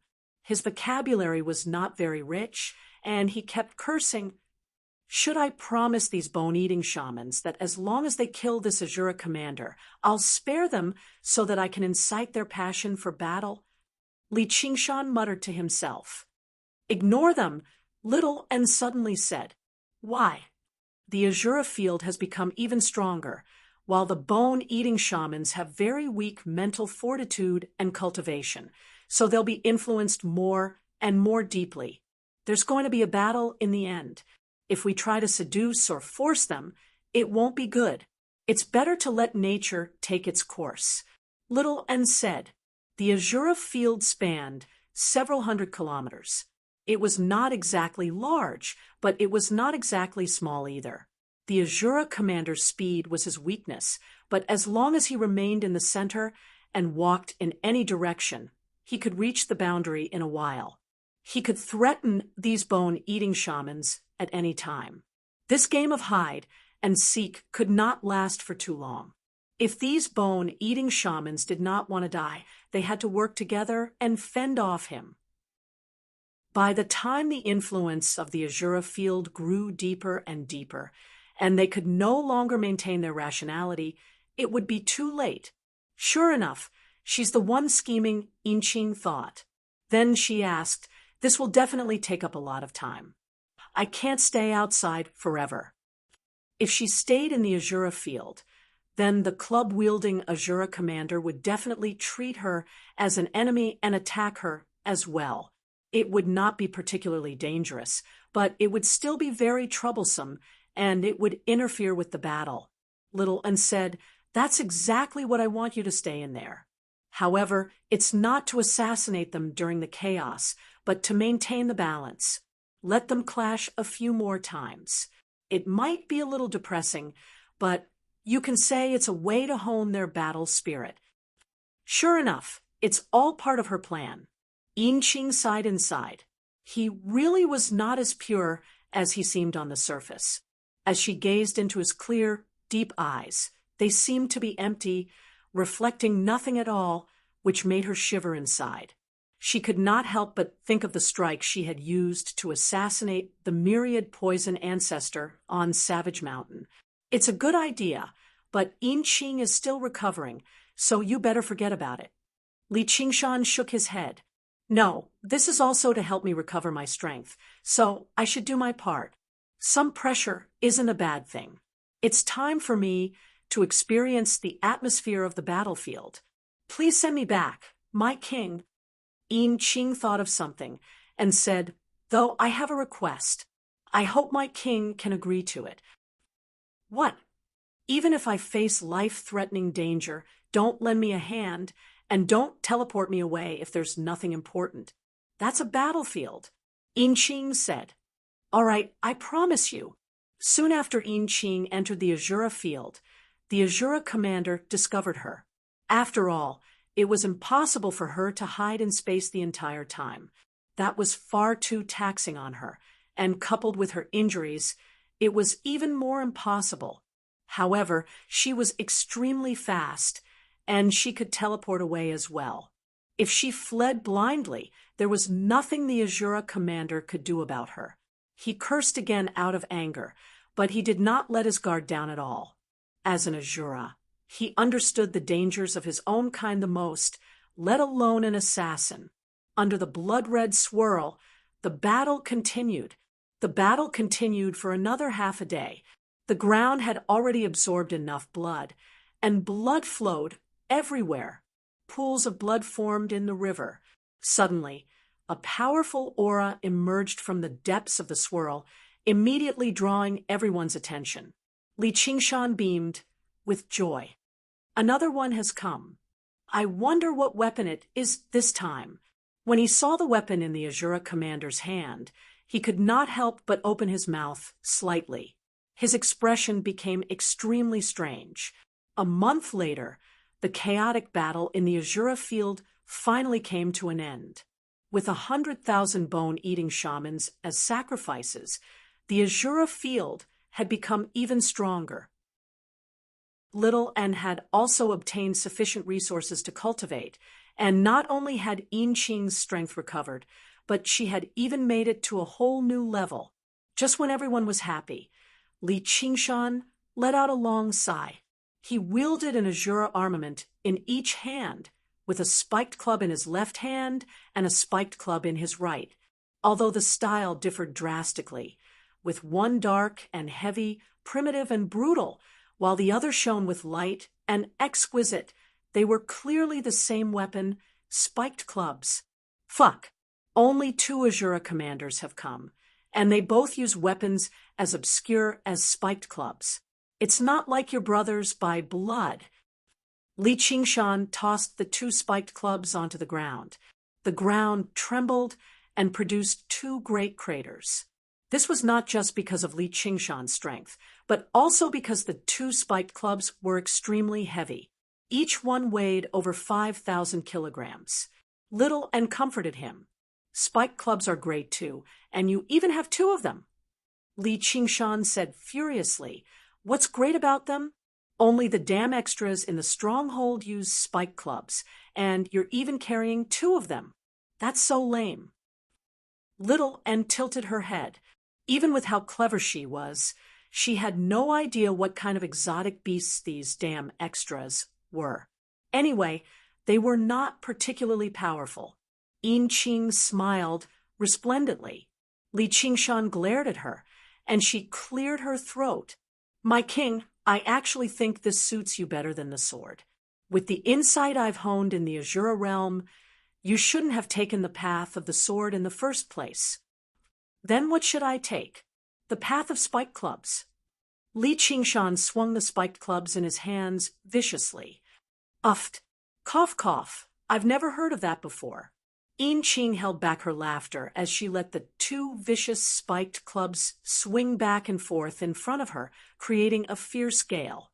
Li Qingshan was extremely domineering, and little and couldn't help but nod. "That does make sense. Qingshan, aren't you quite comfortable using them?" Li Qingshan's body stiffened, and he suddenly put away the spiked clubs. He couldn't help but think about what Yin Qing had said. Back then, he had cultivated the way of the sword largely because of the cursive sword calligraphy. Little N had comprehended a set of exquisite sword techniques, and then taught it to him, which were much better than using other weapons. As he walked step by step, he had gotten used to it, and he had never thought about changing weapons. However, after he completely repaired the 3 Absolutes calligraphy, he had this thought instead. The way of the sword contained within the 3 Absolutes calligraphy was indeed profound and mysterious, forming a style of its own. However, the more it was like this, the more he felt uncoordinated. It was similar to the feeling he had when he cultivated the Phoenix Sutra of Nerva. He always felt that he was lacking that little bit, and it was difficult for him to comprehend its essence.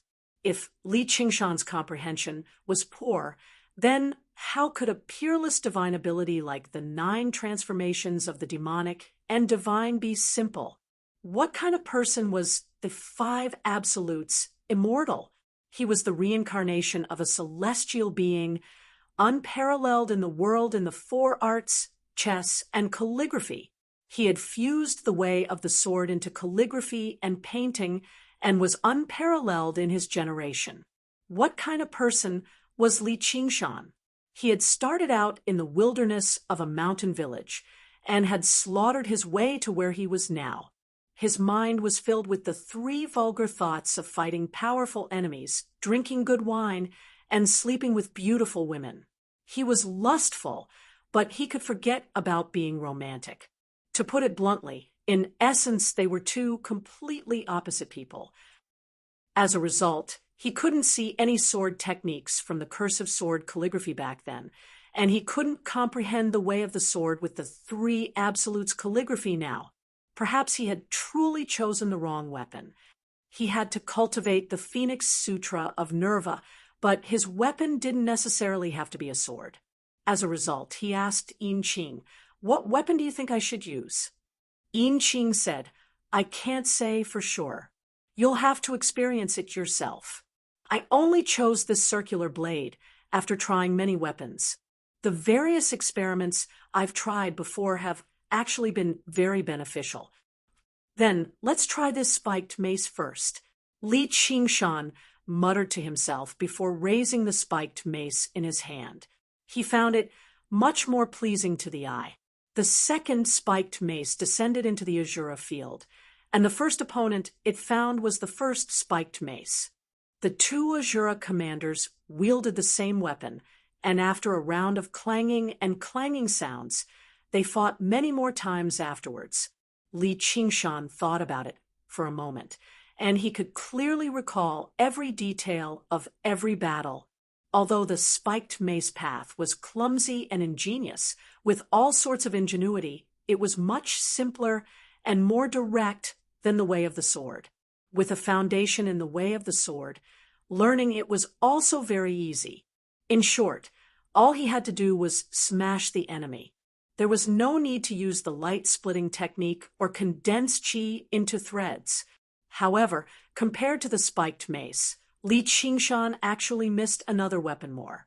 That weapon had allowed him to realize his own strength for the first time in his life, and it had even helped him kill his first person. Chapter 850. Are you in a better mood, my king? Yin Qing smiled. I'm in a better mood, but isn't my luck a little too good? Li Qingshan glanced at Yin Qing. Her beautiful eyes were smiling, diluting her frigid murderousness, which made her seem more and more feminine. Actually, this isn't a coincidence. Regular Azura commanders are determined for battle, and they're completely unwilling to leave the Azura realm. Only people who wield heavy weapons like that can't react in time and get sucked into the Azura field. Even if it's not a spiked club, it'll be something like a huge hammer. When the power of the Azura field becomes stronger, there will be other weapons. But for an assassin like me, don't even think about it. Yin Qing placed a hand on her waist, as if she was not just showing off her identity as an assassin, but her impressive figure as well. She was not shy at all. I see. You can say that I'm quite lucky. Li Qingshan smiled. He sensed little Anne's gaze beside him and coughed gently, concealing his expression. That's strange. The bone-eating shaman king should have received the news already. So why hasn't he come to avenge his clansmen? Don't tell me he's in secluded cultivation? The battle had basically wiped out all the bone-eating shaman tribes in the Mist Province. 100,000 bone-eating shamans had died, so it was impossible to keep the news under wraps. He had ordered the 10 cave masters to act in secret to earn more time to refine the Azura field. Now that another month had passed, the news should have spread a long time ago. The 10 cave masters had basically traversed the entire Mist Province, fighting several hundred bone-eating tribes, so it was impossible for them to leave no traces at all. The bone-eating shaman king only needed to investigate a little, and he could track them down very easily and find Savage Mountain. Li Qingshan was already prepared. When the bone-eating shaman king attacked Savage Mountain, he would use the formations to deplete his strength before launching a sudden attack and trapping him in the Azura field. Then he would work with the myriad poison ancestor, Little N, and Yin Qing to surround and kill him, and then he could take over Bone-Eating City. After completing all of this, the Azura field would definitely become even stronger, which would be beneficial to his cultivation of the tiger demon transformation. It was even possible for him to break through to the 5th layer of the tiger demon during the intense battle. The plan could not be described as flawless, but it could be regarded as well-connected. However, even now, there had been no news at all, so he could not help but find it strange. Little N said, "It doesn't matter. If he doesn't come, we'll lure him here." In the eastern part of the Mist Province, there was a majestic city. The stone buildings of varying heights were covered in creepers, which displayed different colors as the seasons changed. Although it was not as exquisite and refined as the ones in the prefectural city of Clear River, it had its own unique flavor. The spiritual energy in the city was dense, even more so than on Savage Mountain. It was actually a rare blessed land. A majestic divine hall sat on a tall hill at the center of the city. It was the core of the blessed land, and it was even better than the Octaterra Hall on Savage Mountain. The tens of thousands of trees outside the city had been cut down, and the miasma had been expelled as well. The land had been opened up into rolling fields that were full of vitality. When the sun set in the west, a longhorn sounded in the temple. The farmers returned to the city in groups. The sunset dyed the fields of the city bright red. The temple looked even more magnificent and noble, peaceful and peaceful. When a farmer passed through the city gates, he gazed up at the top of the city gates. For large words were carved deeply in ancient letters, Bone-Eating City. Shaman King. According to the results of divination, the enemy comes from the south. The great shaman priest stood below the steps, raising her head and reporting with a sharp, hoarse voice. She resembled an old woman, her back bent beyond recognition, only the height of a 10-year-old child. She wore a black crown of feathers on her head and wore ragged, colorful shaman robes. The South? Don't tell me it's the myriad poison cult? The dark red wings on the bone-eating Shaman King's back flapped furiously. No, Shaman King, it's not the myriad poison cult. It's the cave masters of Savage Mountain, said the great shaman priest. Savage Mountain? Just them? Why would they do something like that? The bone-eating Shaman King frowned.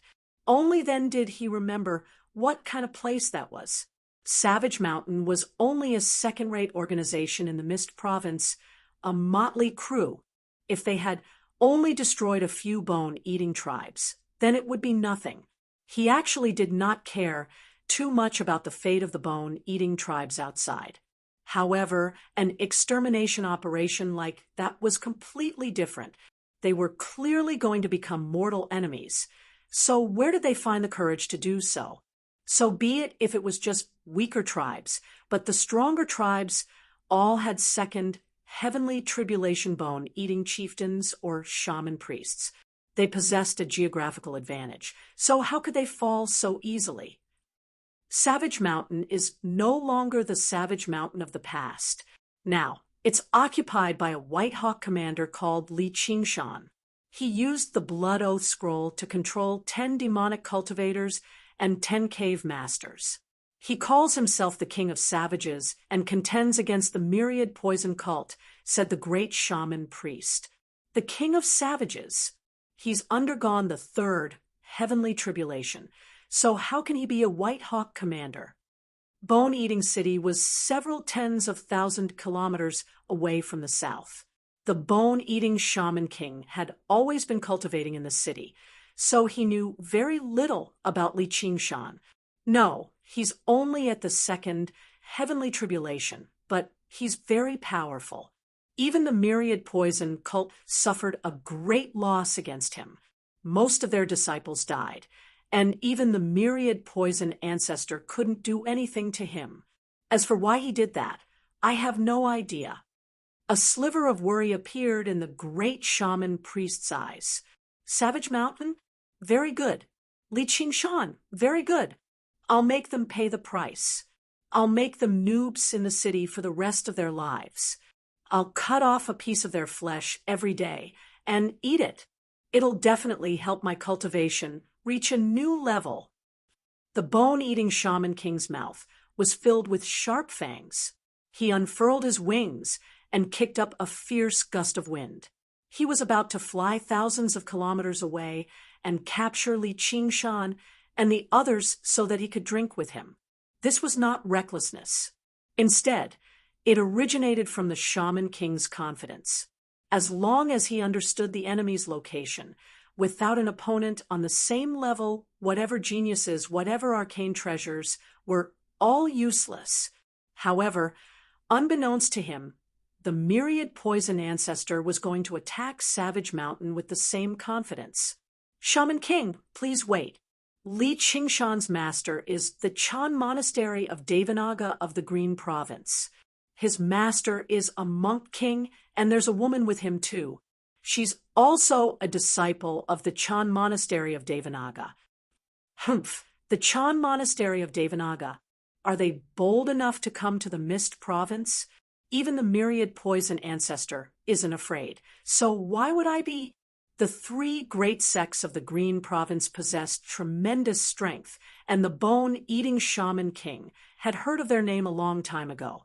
The four guardian kings of the Chan monastery of Devanaga were renowned throughout the world, but with the hostile relationship between the two provinces, there was no need for them to worry too much.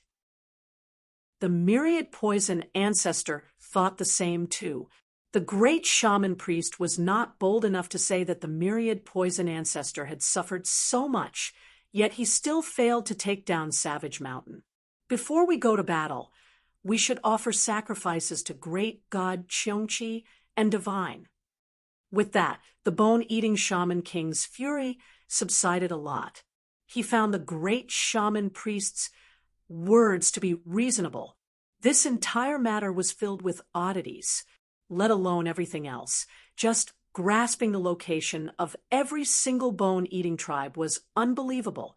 There were large and small bone-eating tribes. They were not like regular tribes, living in the same place for generations. Instead, they constantly moved around in search of even more food. A White Hawk commander from the Green province had actually grasped the location of every single bone-eating tribe, so precisely before launching an attack with lightning speed. That was far beyond his abilities. And there was a great question. Just why was he doing this? Just what kind of benefits, or in other words, what made him bold enough to act so fearlessly? If it were for forging artifacts, wouldn't it be much easier to find 100,000 mortals? Bone-eating shamans focused on tempering their bodies. Apart from an extremely small number of them who had undergone heavenly tribulations, the souls of regular bone-eating shamans were not much stronger than mortals. Could it be that there was a deeper conspiracy behind this? The world was becoming more and more turbulent right now.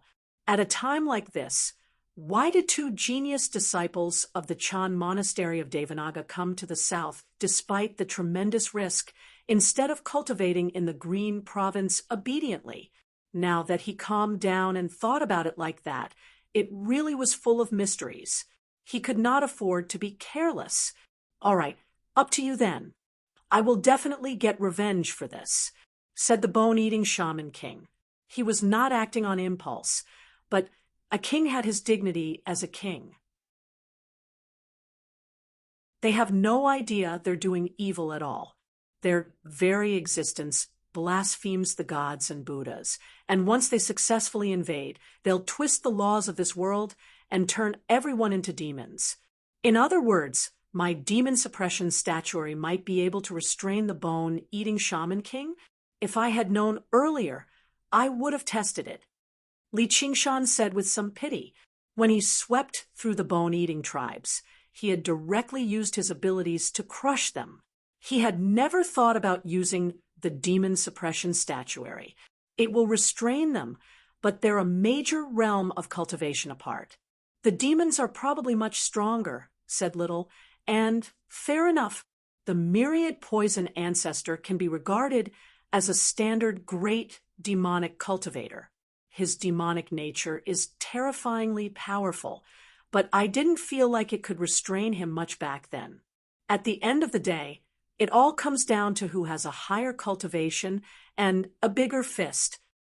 It's already very impressive that the demon suppression statuary can suppress demonic cultivators and demon folk at the same realm of cultivation.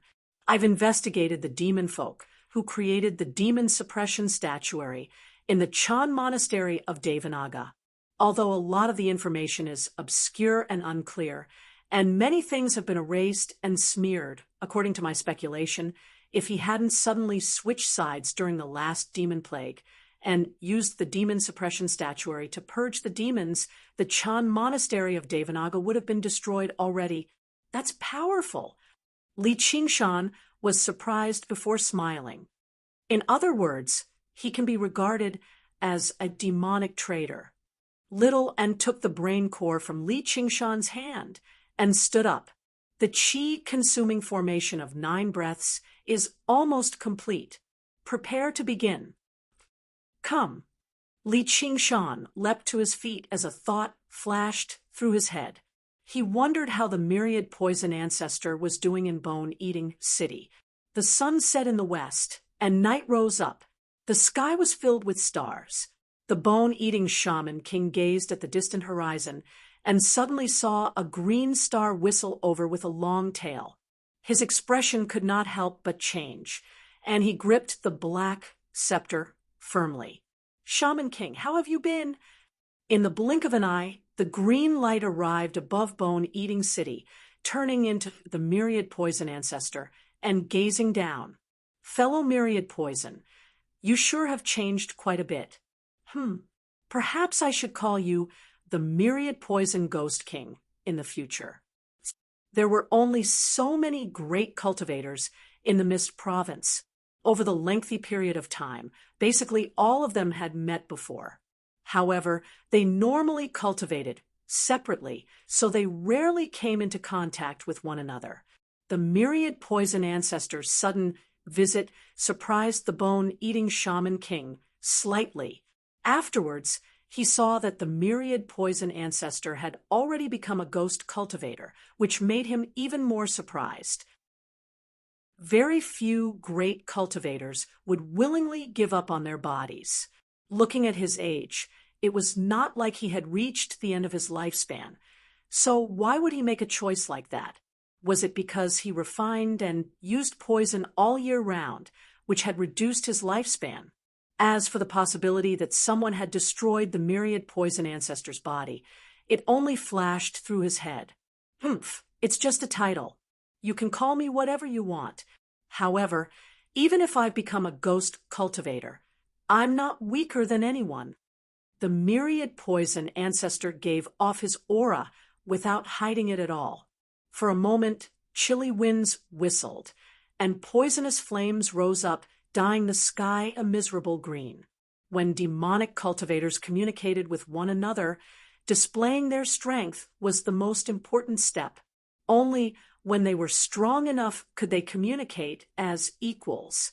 Old Man Myriad Poison is actually still so powerful after becoming a ghost cultivator. Looks like he obtained a supreme, brilliant ghost cultivation method, which is why he made this decision.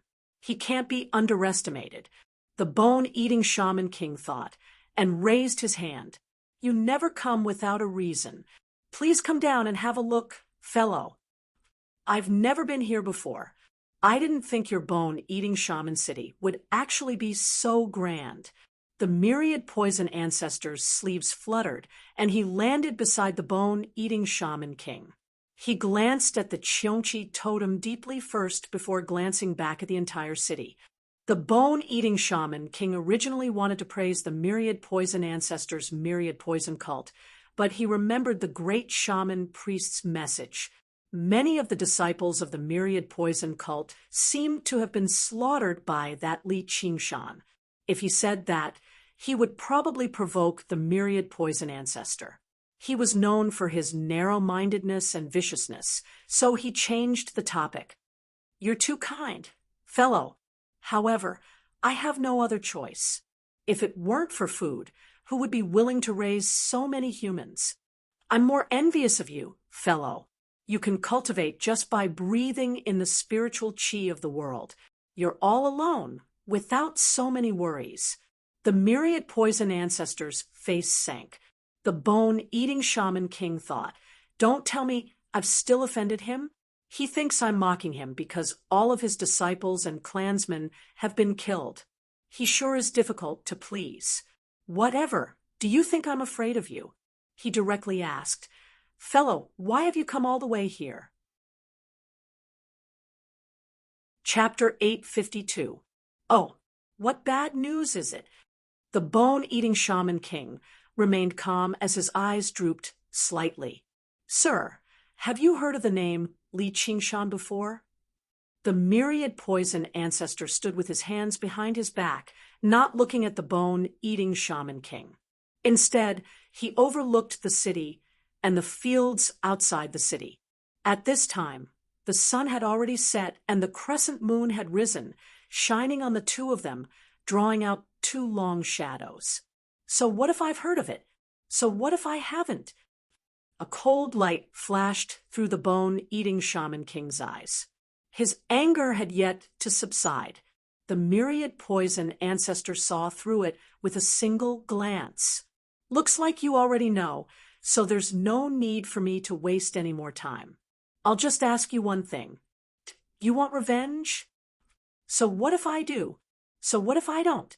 The bone-eating Shaman King's fury vanished in a flash, recovering his unfathomable bearing of a king in the blink of an eye. If you want to, I'm willing to lend you a hand. If you don't want to, I won't waste any more time, and we'll leave now, the myriad poison ancestor said. Against someone like the bone-eating Shaman King, speaking too much was completely useless. Saying too much would instead make him suspicious. Taoist myriad poison, you're really scheming. You want me to help you take revenge. Since you already know, then let's not beat around the bush. Li Qingshan and I are absolutely irreconcilable enemies. I will definitely make him suffer all the pain in the world and die from a myriad of poisons attacking his heart. The myriad poison ancestor's face sank, and his deep voice was filled with extreme resentment. He's a mere golden core cultivator. Can't you actually kill him casually, fellow? The bone-eating Shaman King asked in doubt. Savage Mountain is a rare blessed land of cultivation in the south. The power of the formations is extremely great. He hides in there all year round. So be it. If you don't want to take action, I'll return to the myriad poison cult to cultivate. I'll get my revenge sooner or later. But I'm afraid that Li Qingshan has secretly fled back to the Chan Monastery of Devanaga in the Green Province. By then, even you and I won't be able to do anything to him. I'm just afraid that once he undergoes the third heavenly tribulation, he'll come back to make trouble for us. As the myriad poison ancestor went on and on, he seemed like he could no longer hold on to his pride and was about to leave in a huff.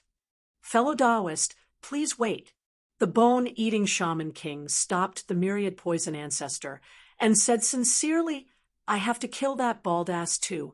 If we work together, how can we let him run wild? Bald donkey? The myriad poison ancestor was taken aback before realizing that the bone-eating Shaman King thought Li Qingshan was a disciple of the Chan Monastery of Devanaga, which was why he was a monk. There was no need for him to explain this tiny misunderstanding. He secretly rejoiced inside. I finally fooled you, bone-eating barbarian. He let out a long sigh. Exactly so. But I have to say something first. Everything on Li Qingshan belongs to me. Why? The bone-eating Shaman King immediately let go of the myriad poison ancestor's sleeve and thought, as genius disciples of the Chan Monastery of Devanaga, Li Qingshan, and that little and are able to come to the south of the Mist Province and stir up a storm. So who knows how much good stuff they have on them? Just the formation that even the myriad poison ancestor is helpless against is worth quite a lot. Based on the losses my myriad poison cult has suffered, the myriad poison ancestor said like it was obvious. Your myriad poison cult has suffered great losses, but do you think my clansmen died in vain? 100,000. A whole 100,000 people. They're all dead. The bone-eating Shaman King said furiously. They're just some clansmen on the outskirts. Your bone-eating city is completely unscathed. I can give you the blessed land of Savage Mountain, and I can give you 20% of the other spoils. Everything else belongs to me. Since we're in the same boat, that's not impossible. I'll be a little more generous and let the young one have it. The bone-eating Shaman King was very surprised. He had thought he would have to haggle over the price again, but he never thought the myriad poison ancestor would agree just like that. Was there a trap here? The myriad poison ancestor changed the topic. Though, I don't want anything else out of the 20%. I just want the blood oath scroll. Also, Li Qingshan and everyone else will belong to me. You have quite the appetite, fellow. Aren't you afraid of bursting your stomach? Why don't you turn it around and ask me for the 20% instead? The bone-eating shaman king sneered, but he stopped worrying inside. Now that was the myriad poison ancestors' shamelessness and greed. All right, that's a deal then, the myriad poison ancestor said suddenly, and a hint of a smile flashed through his eyes. The bone-eating shaman king's heart sank. This old monster is so crafty, so he's purposefully trying to trick me with words, trying to divert the trouble to me. Capturing Li Qingshan and the others will give him a swift and satisfying revenge, but it'll also directly become a sworn enemy of the Chan Monastery of Devanaga. He'll be able to obtain all of the spoils with ease. However, if he thought about it carefully, obtaining a blood oath scroll and 10 cave masters as slaves was not exactly a loss. As for that bald donkey, Li Qingshan, he had planned on taking him back to Bone-Eating City and slowly torturing him anyway, so he agreed to it straight away. However, he forgot to look into why the myriad poison ancestor did not trap Li Qingshan and the others on Savage Mountain, even hunting down bone-eating shamans on such a large scale. The myriad poison ancestor had been subdued by the nightmare tiger's demonic eye, but his craftiness had not vanished. If it were not for the fact that he had been too confident in his strength in the past and failed to sense any warning signs, why would he have ended up like this? As for the bone-eating shaman king, he would never have imagined that there was an ability in the world that could turn a great cultivator into a slave. All right, let's go, said the myriad poison ancestor. The great shaman priest is currently preparing for the ceremony. Why don't we wait a little longer and go after the divination? Said the bone-eating shaman king. If the two of us work together, do we still need divination? Fellow, you've been cooped up in this city for far too long. Have you lost even this bit of courage? The myriad poison ancestor purposefully mocked him. Courage, but not now. It's still better than waiting a few years for revenge, at the very least. If there were benefits to doing good, he would do good and accumulate virtue. He would not do evil for the sake of evil like this. His actions were closer to demon folk. On the platform, the copulation continued, but it turned into a brawl very soon, as well as murder. This was the so-called second half. In that moment, human tragedy unfolded in this tiny space. The abominations of the mortal world it contained were no longer limited to just 10. The great shaman priest seemed to lose his consciousness. His body trembled violently as he let out desperate cries, becoming more and more miserable. The color of pus rose up from the platform, gathering on his body and rushing into the clouds. The myriad poison ancestor was unconvinced. This sort of backward divination had already been eliminated from the cultivation community a long time ago. Even though the so-called gods that resided in a higher world possessed even greater insight into fate, they were still worlds apart after all, and the gods were not necessarily skilled in divination. Even if these conditions were met, they might not necessarily respond. There was a price to pay for divulging the heavenly secrets. In the end, it would often turn into a farce. Some smaller tribes did not even possess the ability to connect with another world. The shaman priests would just pretend to be possessed by a god, and the results of their divination would all be nonsense. Only a single person remained on the platform. He had just personally killed his own mother, and his neck had been ripped open by his son. Blood flowed endlessly, and he died in the blink of an eye, completing the final tragedy of the ceremony of the 10 abominations. The great shaman priest suddenly stiffened up and collapsed on the platform before leaping up again. He gave off an indescribably terrifying aura and bellowed at the bone-eating shaman king. Don't! The voice was no longer the voice of the great witch priest. It was filled with hostility and malice. The bellow echoed through the city, and the bone-eating Shaman King's expression changed drastically. The myriad poison ancestor was surprised too. It actually worked, and it was a direct warning. Although Fu Ji invited a god to possess the body, it only allowed the consciousness of the Wuzhu to communicate with the god and receive a revelation. However, this revelation was often vague. Only a liar would directly pretend to be a god and speak. With the bone-eating Shaman King and the myriad poison ancestors' cultivation at the third heavenly tribulation, they could obviously tell whether this was a scam or not. The bone-eating Shaman King asked in a hurry, "Great God, why not?" However, the terrifying aura had already receded like a receding tide.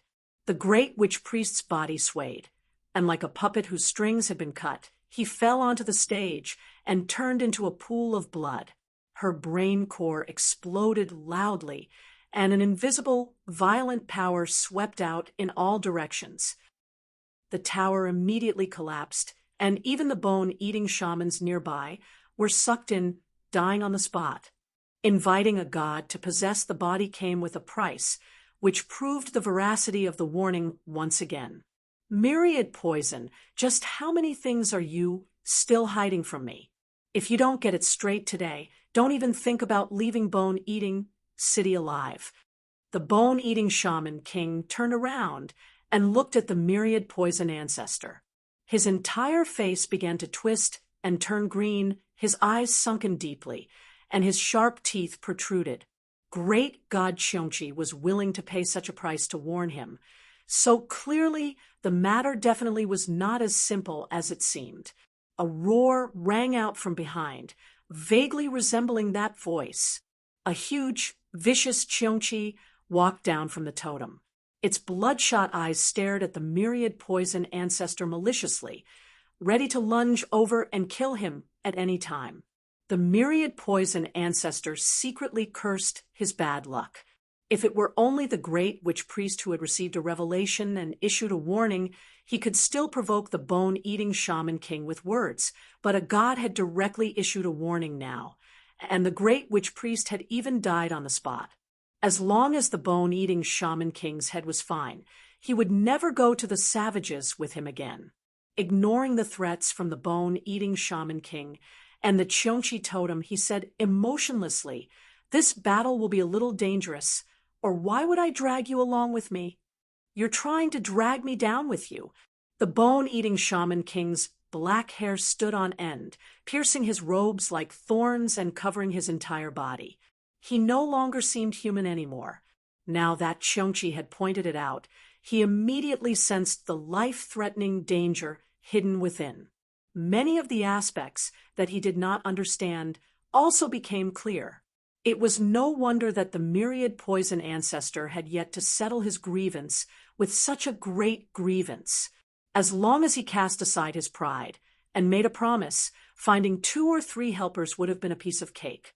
Why did he have to wait so long before finding Bone-Eating City and asking for his help? He was clearly taking advantage of his inability to sense fate. The great cultivators all sensed something amiss. Speaking of which, that Li Qingshan managed to reach his current realm of cultivation in his 30s, falling out with the myriad poison ancestor here, yet he was still bold enough to hunt and slaughter bone-eating shamans on a large scale. Had he really lost his mind? Why had the myriad poison ancestor suddenly turned into a ghost cultivator? He probably suffered much more on Savage Mountain than the rumors suggested. It was impossible for that bald, ass Li Qingshan to possess this power. Just what kind of terrifying, colossal figure was behind him? It was fine if the bone-eating Shaman King did not think about it, but as soon as he thought about it, he thought about the problem too deeply. He felt like the waters he was in were unfathomable. Then he thought about the several hundred bone-eating tribes whose locations he had accurately grasped, and he could not help but think of a possibility. That person from the Mist Province does possess this ability. Not only can he use plants as his eyes and ears, but his divination is also one of the few across the 9 provinces able to confuse his senses.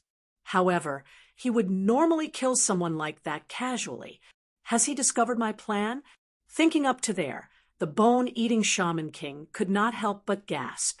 If his plan were made public, there probably wouldn't be a lot of people, whether it be humans or demons, righteous or demonic.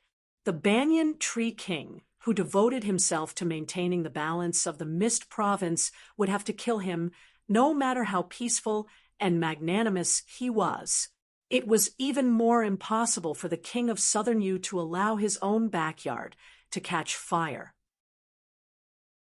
Don't tell me those 100,000 bone-eating shamans have only lured me out of Bone-Eating City so that they can strike at ease? If I really make it to Savage Mountain, there'll probably be a few demon kings standing guard there, and I'll be greeted with 7 or 8 innate abilities. I won't be able to block them, no matter how powerful I am. There might even be honored guests sent by the King of Southern U's estate to specially cut off my path of retreat. Only death awaits me. I can't go. The more he thought about it, the more shocked and terrified he became. His fury towards the myriad poison ancestor grew deeper and heavier. Who knew what role he played in all of this? Myriad poison, you've gone too far. I'll eat you. The bone-eating shaman king was utterly enraged. The Cheonchi totem lunged over, and at the same time, the protective formation of Bone-Eating City was activated too, shining brightly and dyeing the night sky blood red. Combined with the blessed land of spiritual chi, it became even more startling. He wanted to kill the myriad poison ancestor right there, and then both of us were willing. What do you mean I'm going too far? The cultivation community is all about strength. If you're afraid of revenge, I won't force you to do it. You want to force me to stay here? Humph, you don't want this bone-eating city anymore, do you?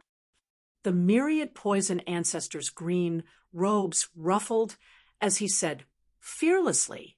This was why great cultivators had to cram for the arts of divination once they underwent the 3rd heavenly tribulation. In particular, demonic cultivators would be screwed over because they were not skilled in divination and could not outdo others in divination. In 2 words, they deserved it. The bone-eating shaman king held back his fury and stopped the Cheonchi totem. He knew the myriad poison ancestor was right. Even without a clash, just the shockwaves from the battle were enough to destroy Bone-Eating City. If he really was forced to the brink of death and blew up his soul nascence, the entire formation would be destroyed, and the Cheonchi totem would be destroyed. He would probably be injured too.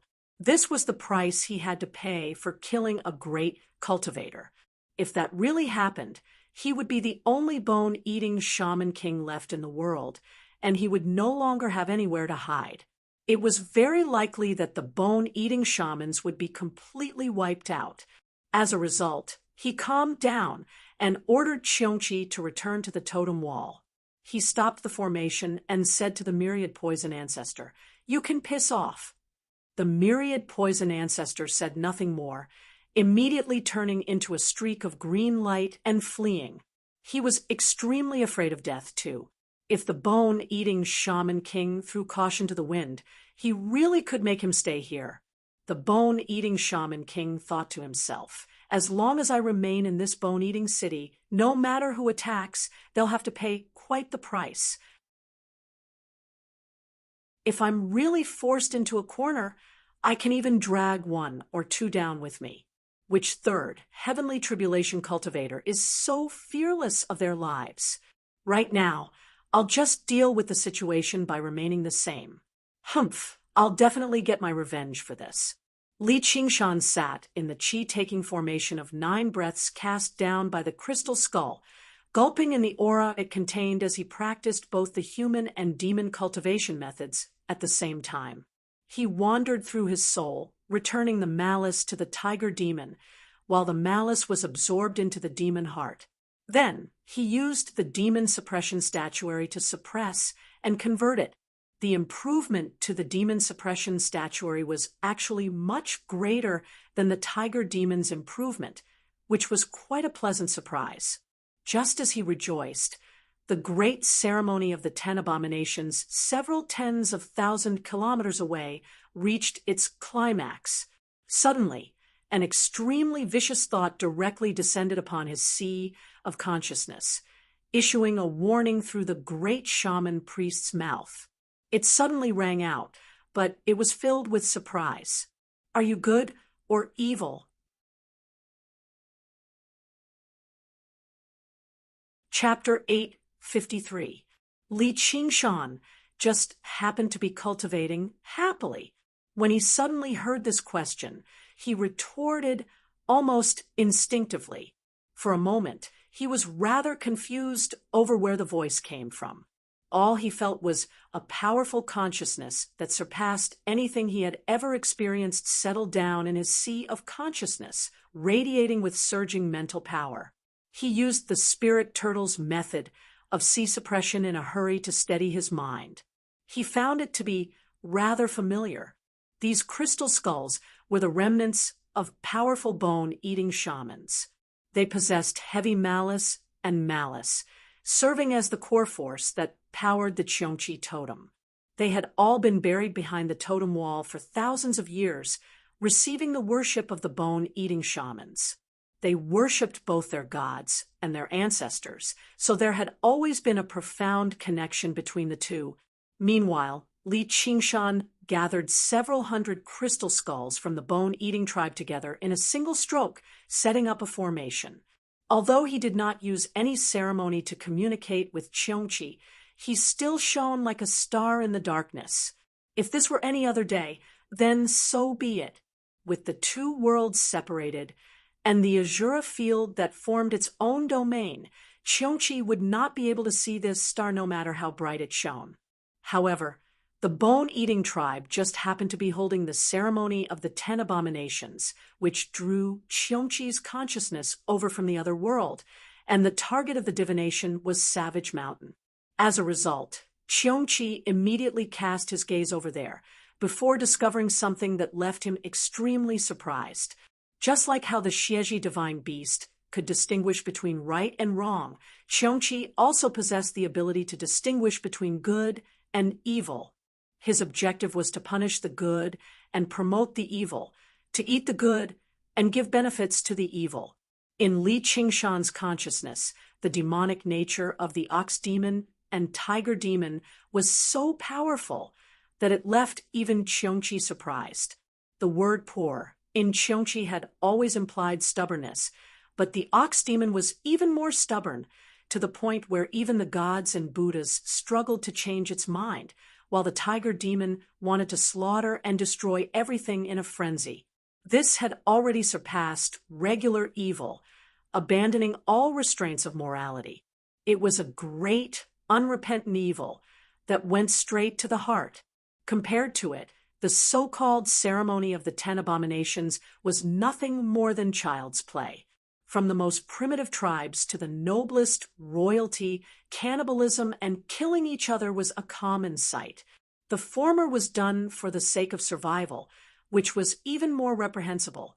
The latter did it for the sake of power, and they were able to gain the recognition of many Confucians. They could even join a faction and help them kill each other. In the end, they would praise the winner as a wise divine lord. What was moral today could become immoral in 10 or 100 years. What was moral here would be immoral elsewhere. Using a grand ceremony to destroy this kind of falsehood was just using falsehood to negate falsehood, and using form to fight form. It could only be considered a small pleasure. The bone-eating shaman king was still complacent over this, but Qiongqi felt disdain inside. Now, he could not help but sigh in admiration for Li Qingshan. Only this kind of evil had transcended the fickle morals of humans.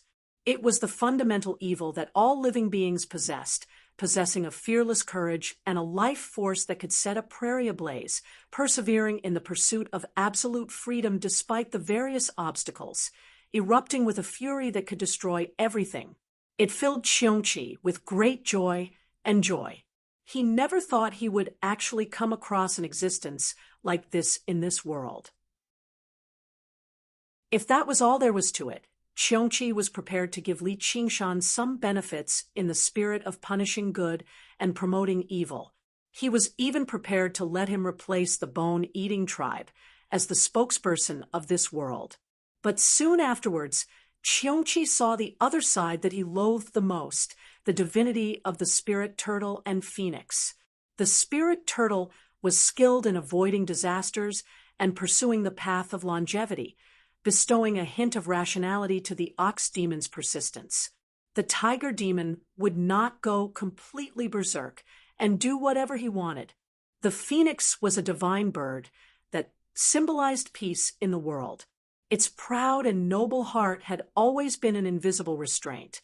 The two of them were also the fundamental source of good, originating from the hearts of all living beings. They advanced from the wilderness towards civilization. They seemed fragile, fickle, and almost illusory, but no matter how many times they were belittled or mocked, they were never worn away. They experienced the flames of tribulation and were reborn, becoming more and more glorious. However, these two extremes were even more difficult to merge than fire and water. How could he possess both? As a result, even Qiongqi, who was skilled in distinguishing between good and evil, could not help but ask, "Are you good or evil?" However, Li Qingshan's answer of "none of your business" did not anger Qiongqi. Instead, it made sense. It would be abnormal if he did not have a temper like that. He snickered. "How bold of you. In the past, it didn't have anything to do with me, but now it does. Kid, you better abandon good and promote evil. This god has great riches and honor for you. Abandon good and promote evil? You're Qiongqi.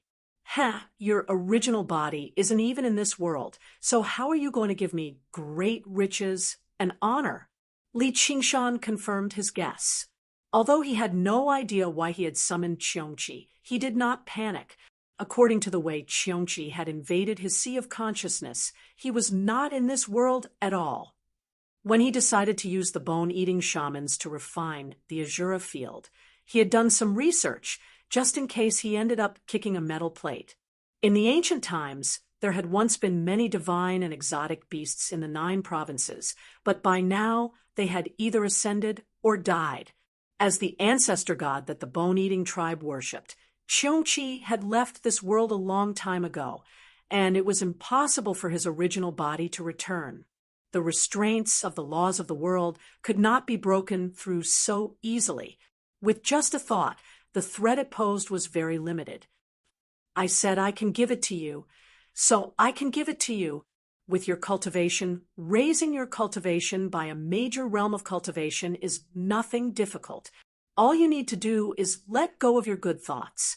Of course, I also know these distracting thoughts are deeply rooted in your mind, so they can't be let go of so easily. Let go of your mind. I'll help you." Qiongqi originally thought Li Qingshan would hesitate at the very least. Breaking through to the 3rd heavenly tribulation and truly becoming a king was far too tempting. It was a boundary that many cultivators could never cross in their entire lives. However, Li Qingshan only sneered and turned him down rudely. "Raising your cultivation by a major realm of cultivation? What great temptation! You better go back to where you came from. A very, very long time ago, someone had offered him a price far greater than that. Brother Ox had once said that he could directly grant him the power to sweep through this world. Back then, he did not even know what the heavenly tribulation was. Just what did sweeping through this world mean? It was definitely not as simple as undergoing the 3rd heavenly tribulation. Brother Ox was very honest. If he said he could sweep through this world, he really would sweep through this world. He would not exaggerate at all. He could even directly slaughter his way to the Dragon Province and slaughter Xi Qing. If anyone dared to say no, he would directly blast them to pieces. That was sweeping through. Compared to that, Cheongchi could only help him raise his cultivation by a major realm of cultivation, which was utterly pathetic. He even wanted him to twist his mind and give up on the spirit, turtle, and phoenix transformations that possessed endless potential. Only an idiot would agree to that. Refusing a toast only to drink a forfeit. Kid, that's not up to you. Chapter 854. The roars surged like the tide, stirring up the entire sea of consciousness. They were filled with endless sin and madness. Li Qingshan was unfazed. After being tempered in the nightmare of the Mirage Sea, his willpower had become even more determined. The spirit turtle suppressed the sea of consciousness, the tiger demon devoured the malice, and the demon heart converted the evil thoughts. The will condensed from over 1,000 crystal skulls was startling, but a will was still a will at the end of the day. It was not actual power. It could not self-destruct like a soul nascence. As long as his willpower was not destroyed, he could do anything. Sure enough, you're very stubborn. Let me show you something good. Cheongchi snickered, strangely. Suddenly, countless images and sounds exploded in Li Qingshan's head, displaying the darkest, evilest, and craziest side of the world. It radiated with the deepest despair. Li Qingshan's expression changed. He appreciated the darkness with great interest. It really is something good. Regular people can't see these wonders. So why don't you show me a little more? These aren't illusions. They've all happened in reality. Cheongchi could not help but remind him, I believe you. Reality is far more horrifying than you can imagine, Li Qingshan said calmly. You're not disappointed? Cheongchi had used this move on many people in the past. In the end, they all felt disillusioned and abandoned the light for the dark. I didn't want to, so what's there to be disappointed about? True warriors are brave enough to face their miserable lives, brave enough to stare at the dripping blood. Li Qingshan let out a long laugh. At this moment, the clear light from the spirit turtle had completely suppressed Cheongchi. All he needed to do now was wait. Even a sliver of his will could not ignore the laws of the world and remain in this world for long periods of time. Cheongchi finally understood. Li Qingshan never really cared about good or evil, and he was very curious too. This temperament suited him very well. Everyone treated him as a god of extreme evil, but his fundamental demonic will was actually his curiosity to break through the restraints of a law. You really don't want to become stronger? Of course I do, but I don't need your help. You should go do what you need to do, sir. Li Qingshan said. You're forcing my hand. Cheongchi's voice was no longer as loud as it had been when it first arrived. Its consciousness was being rejected by this world. If it continued to persist, it would not be as simple as being rejected. Li Qingshan also felt this and said disapprovingly, So, what if I force you? Are you going to eat me? However, before he could finish speaking, a sense of danger drowned him. Ha ha! A guy like you is hard to come by even in 1,000 years. How could I eat you? On the contrary, I'm going to give you a big gift and turn you into a demon. All of a sudden, Cheongchi's wisp of consciousness expanded rapidly. Ignoring the suppression of the natural laws, it passed through layers of barriers and rushed into Li Qingshan's spiritual sea. Although it was only a wisp of consciousness, the demonic nature contained in this wisp of consciousness was pure and profound. Not even 1,000 crystal skulls could compare to it. In an instant, the clear light from the spirit turtle was directly dispersed. The delicate balance between demonic nature and divine nature was completely destroyed. You this bastard, what good does this do for you? Li Qingshan tried his best to control his consciousness and scolded. He did not think that Cheongchi would do such a thing. that harmed others without benefiting himself. I hate this kind of thinking the most. Do you have to calculate the pros and cons of everything you do? So what if you live a long life? So what if you're safe and stable? Why not be carefree and do whatever you want? Even if you die, you won't have lived this life in vain. How about it? Let's see how you can still control yourself. Little friend, take care. I can feel that we will meet again. Although Cheong-Chi's voice was excited, there was already a hint of weakness. After saying this, he hurriedly withdrew his consciousness to avoid an even more serious backlash. Although it sounded long, the exchange of consciousness was actually only a moment. In the Azura field, Little and was standing guard for Li Qingshan. The 9 breaths aura-consuming formation suddenly operated at a speed 10 times or 100 times faster than before. The aura that was originally slowly exhaled surged towards Li Qingshan wildly, completing the task that would have taken half a month to complete in an instant. Little and waved his sleeves and put away the crystal skull that had become dim. He frowned and looked at Li Qingshan, worried that this would affect his temperament. He also felt that there was something unusual about this matter. He tried to call out a few times, but he did not get a response. Not long after, Li Qingshan's body began to tremble all over. His body rapidly grew larger, revealing the appearance of a demon. In an instant, he became as lofty as a mountain. His eyes were tightly shut and his expression was distorted, as if he was suppressing something. However, the evil aura emanating from his body became heavier and heavier. He suddenly opened his eyes and shot out 2 rays of scarlet light.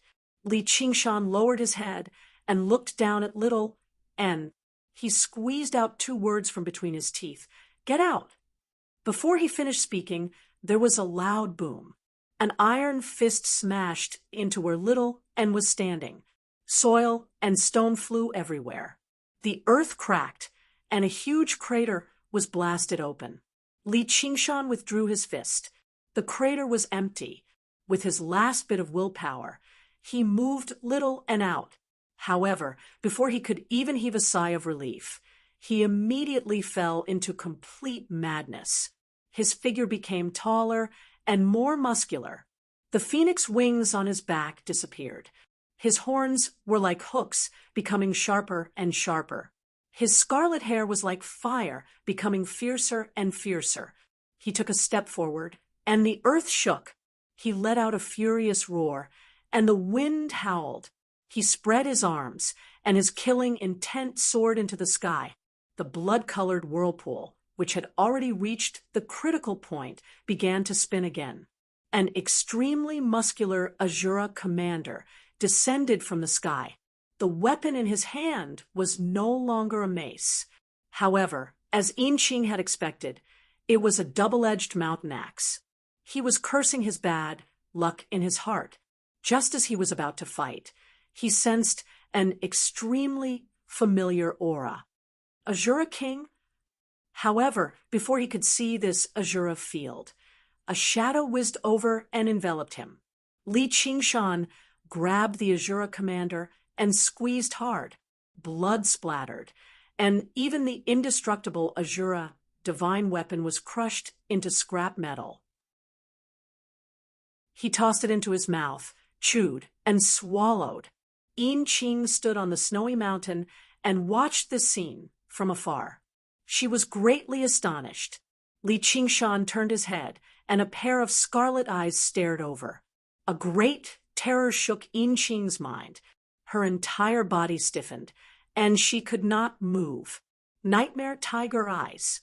Yinqing was a veteran of many battles. She quickly recovered from the shock. The mountain-like Li Qingshan was already in front of her, and his mountain-like fist smashed over. Boom! A section of the snowy mountain was shaved off, and it shattered in the air into snowflakes. Yinqing had escaped the Azura field at the last moment. Still in shock, she asked the solemn Little, and beside her, He was almost killed. What happened to him? Little and did not speak. He focused on Li Qingshan, who was punching the snowy mountain in the Azura field. He suddenly took a deep breath, and a vast dragon roar came from his lips. The dragon roar spread into the Azura field. Since it had the power to attack the soul, it could naturally calm the mind. Li Qingshan ignored it and roared fiercely, "Kill! Kill! Kill!" Chapter 8:55. The Zen intent within the chant of Devanaga seemed to make Li Qingshan feel extremely displeased. He sucked in a deep breath and roared at the sky. Roar!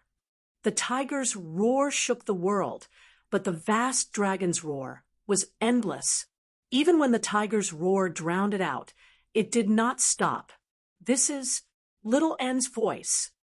His sea of consciousness was in a frenzy, but a sliver of clarity remained in the depths of Li Qingshan's mind.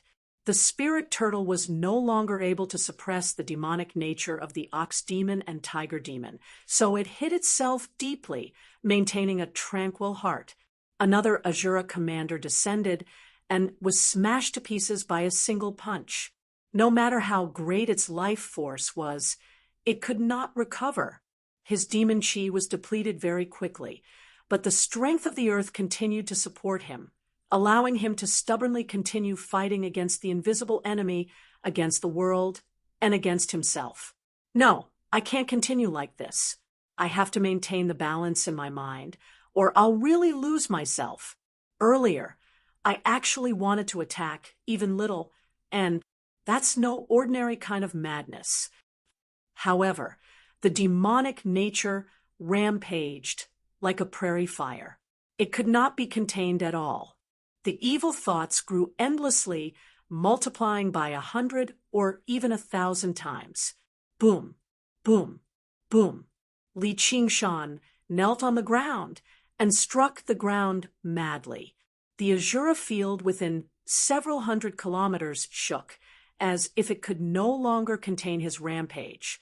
With his last sliver of clarity, the demon suppression statues appeared in his mind, and he forcefully used the demon suppression statuary. Demon suppression. Li Qingshan bellowed. With a swish, the chains of demon suppression swept through the air like dragons, wrapping around Li Qingshan's mountainous body tightly, almost pressing it into his black, iron-like hide. Demon suppression. A colossal demon suppression tower descended from the sky. With a boom, it suppressed Li Qingshan beneath it. The ground shook violently and immediately fell silent. Where the demon suppression tower had landed had basically become a basin. The surrounding ground cracked. In the demon suppression tower, a sliver of clarity appeared in Li Qingshan's scarlet eyes. His huge crisscrossed mouth let out an unyielding roar, but his body struggled uncontrollably. He wanted to do as he pleased. He wanted to do as he pleased. He wanted absolute freedom. Roar. With an angry roar, the dragon-like demon suppression chain was forcefully broken. Immediately after, the other demon suppression chains broke one by one. Simple and crude suppression is already useless. Rather than blocking, it's better to let it out. The devil heart has no regrets. With a thought, Li Qingshan's demonic heart emitted a resplendent light, guiding the surging demonic nature into it. The light became brighter and brighter, and the demon suppression statuary improved at an astonishing speed, allowing him to master all the demon suppression statues. With a crack, a tiny crack appeared on the demon heart. Fortunately, my first demon suppression statue cultivated the demon heart without remorse, and not the demon heart initial remorse, which conforms to my own demonic nature. If I had blindly suppressed it, the demon heart would have been shattered by now. Li Qingshan felt slightly fortunate, but he didn't dare relax in the slightest. He circulated the demon suppression statuary with all his might, but he was still unable to stop the cracks from rapidly spreading. With a ping sound, the demon heart shattered. It directly blasted a large hole in Li Qingshan's chest. The flesh and blood within had all been pulverized, leaving only bones that shone with a metallic luster. If not for this powerful demonic body, Li Qingshan would already be dead. He gritted his teeth. Again, in the hole in his chest, demonic qi gathered once more, howling as it spun and condensed into a demon heart once more. This demon heart was even purer than the original one, completely eliminating the traces of the original ocean pearl, turning into a true demon heart. However, the cracks began to spread once more. Boom! The demon heart shattered. Again. Shatter. Solidify. Shatter. Solidify. After repeating this countless times, the hole in Li Qingshan's chest continued to expand. Even the metallic luster of his bones dimmed, and cracks began to appear. At the same time, Li Qingshan had also completely broken the demon suppression chains. He leapt up and punched the demon suppression statuary. The demon suppression statuary shook fiercely, barely supporting itself and not collapsing. As Li Qingshan continued to refine and condense his demon heart, the demon suppression statuary was also deduced to a higher realm by him. The might of the demon suppression statuary also became stronger. However, the second punch followed, the third punch, the fourth punch, all the way until the eighth punch. The demon suppression statuary collapsed with a loud bang. In front of absolute power, the so-called restraint was nothing but a joke. However, Li Qingshan was secretly anxious. Although the violent demonic nature was somewhat alleviated through the demon suppression statuary, if he continued to let the demon heart shatter like this, his tiger bones might not be able to hold on first. Even the indestructible tiger bones had their limits. Although they were still intact on the surface, the cracks had already spread to his spine. It was only under his great control that he did not shatter them. Once the tiger bones shattered, they would no longer be able to reform, and the only path left would be Phoenix Nirvana. However, even if he were reborn, the demonic nature existed in his mind. It would not vanish with his body.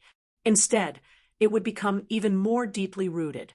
As a matter of fact, it would even completely fuse with his consciousness after he was reborn. At this moment, not only had the tiger bones reached their limits, but even the spirit turtle was unable to remain concealed anymore. It could only use its shell to fend off the invasion of the demonic nature. Once the spirit turtle failed, the outcome of the battle between the divine and the demonic in his mind would be completely determined. The demonic nature would possess absolute dominance. Li Qingshan would not die, and it was very likely for the tiger demon to break through to the fifth layer. However, the demon core that contained the powers of the spirit turtle and the phoenix would probably be abandoned, and the demon suppression statuary would be even less needed. He would probably condense a new demon core with the demon heart, although it was very difficult to say whether his strength would increase or decrease. His future path of cultivation would probably be much easier than right now. Extremity was a form of power in itself, but this isn't the path I want to take. Extremity can bring me temporary benefits, but in the long run, it'll cut off my path to the 9 heavens. This is unacceptable. That bastard Qiongqi doesn't understand at all. However, Qiongqi's plan was about to succeed. Just like how a prolonged defense was bound to fail, an opening finally appeared in the spirit turtle's perfect defense. The demonic nature ate away at Li Qingshan's final sliver of clarity. At this moment, a beautiful cry rang through his sea of consciousness. Just when the spirit turtle was powerless, the phoenix flapped its fiery wings and took off. Li Qingshan had only reached the second layer of the phoenix's scripture of Nerva, and he had not even comprehended a second innate ability. It was the weakest out of the 4 transformations of the demonic and divine that he currently cultivated, so Li Qingshan had never thought about using it. Right now, he was only resisting instinctively. Unlike the spirit turtle's forbearance, the phoenix's noble and pure heart could not tolerate such humiliation. However, the phoenix was far too weak. Under the urging of the ox demon and tiger demon, it was like a candle in the wind about to be extinguished at any time. However, the flames of the phoenix constantly purged the endless darkness, singing loudly. The phoenix's nerva remains undying. So I do have a little of the so-called noble and pure heart too. Li Qingshan seemed to understand something. He thought again, everyone in the world knows that beauty is beauty, and that evil is evil.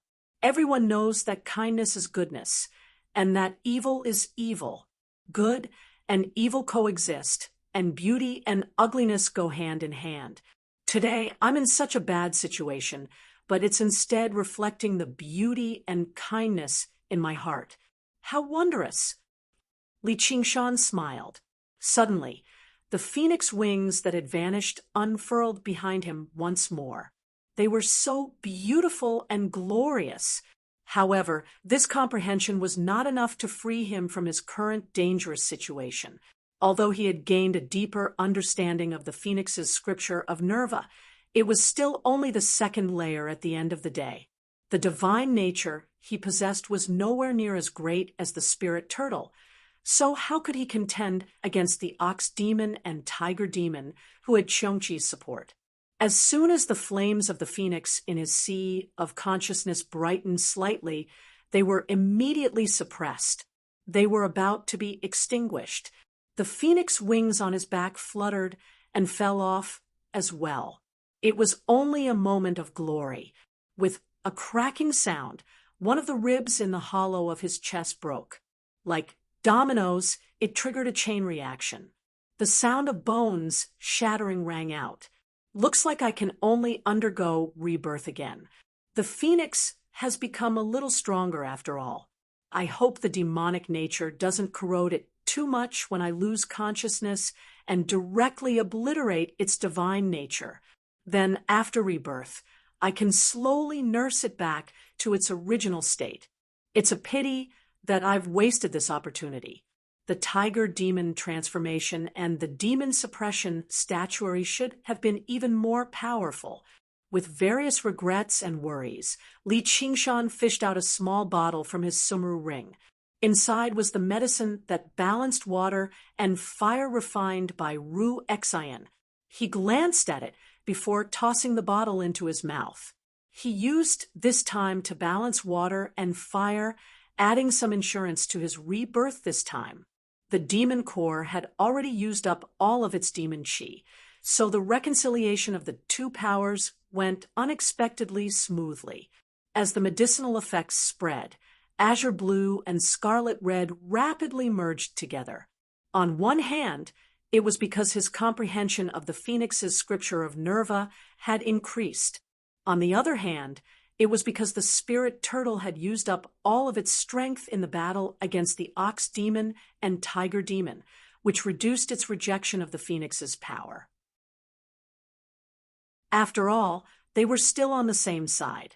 In the moment he completed balancing water and fire, Li Qingshan finally comprehended the second innate ability of the phoenix transformation. By now, the cracks had already spread to most of the tiger bones. Large swathes of his skin had cracked. Death was right before his eyes. As Li Qingshan listened to the vast dragon's roar, he felt a hint of warmth.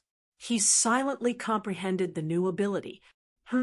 It's not an offensive ability, and it doesn't seem like I can defend against it either. Looks like I can't use it directly, but it doesn't seem to have any additional effects either. What exactly is this ability? Cracks crawled across Li Qingshan's face, but it was unable to hide his strange expression. His thoughts suddenly came to an end, and his body shattered loudly. Qingshan, outside the Azura field, little and cried out. Although she knew he could be reborn, She could not help but feel her heart ache. She was already prepared to receive the phoenix's embryo when she suddenly widened her eyes. In the azure field, Li Qingshan's scattered flesh, blood, and bones all turned into flames, gathering together and reforming his body. Li Qingshan widened his eyes as well, looking at his undamaged hands strangely. He felt like all of his wounds had already recovered.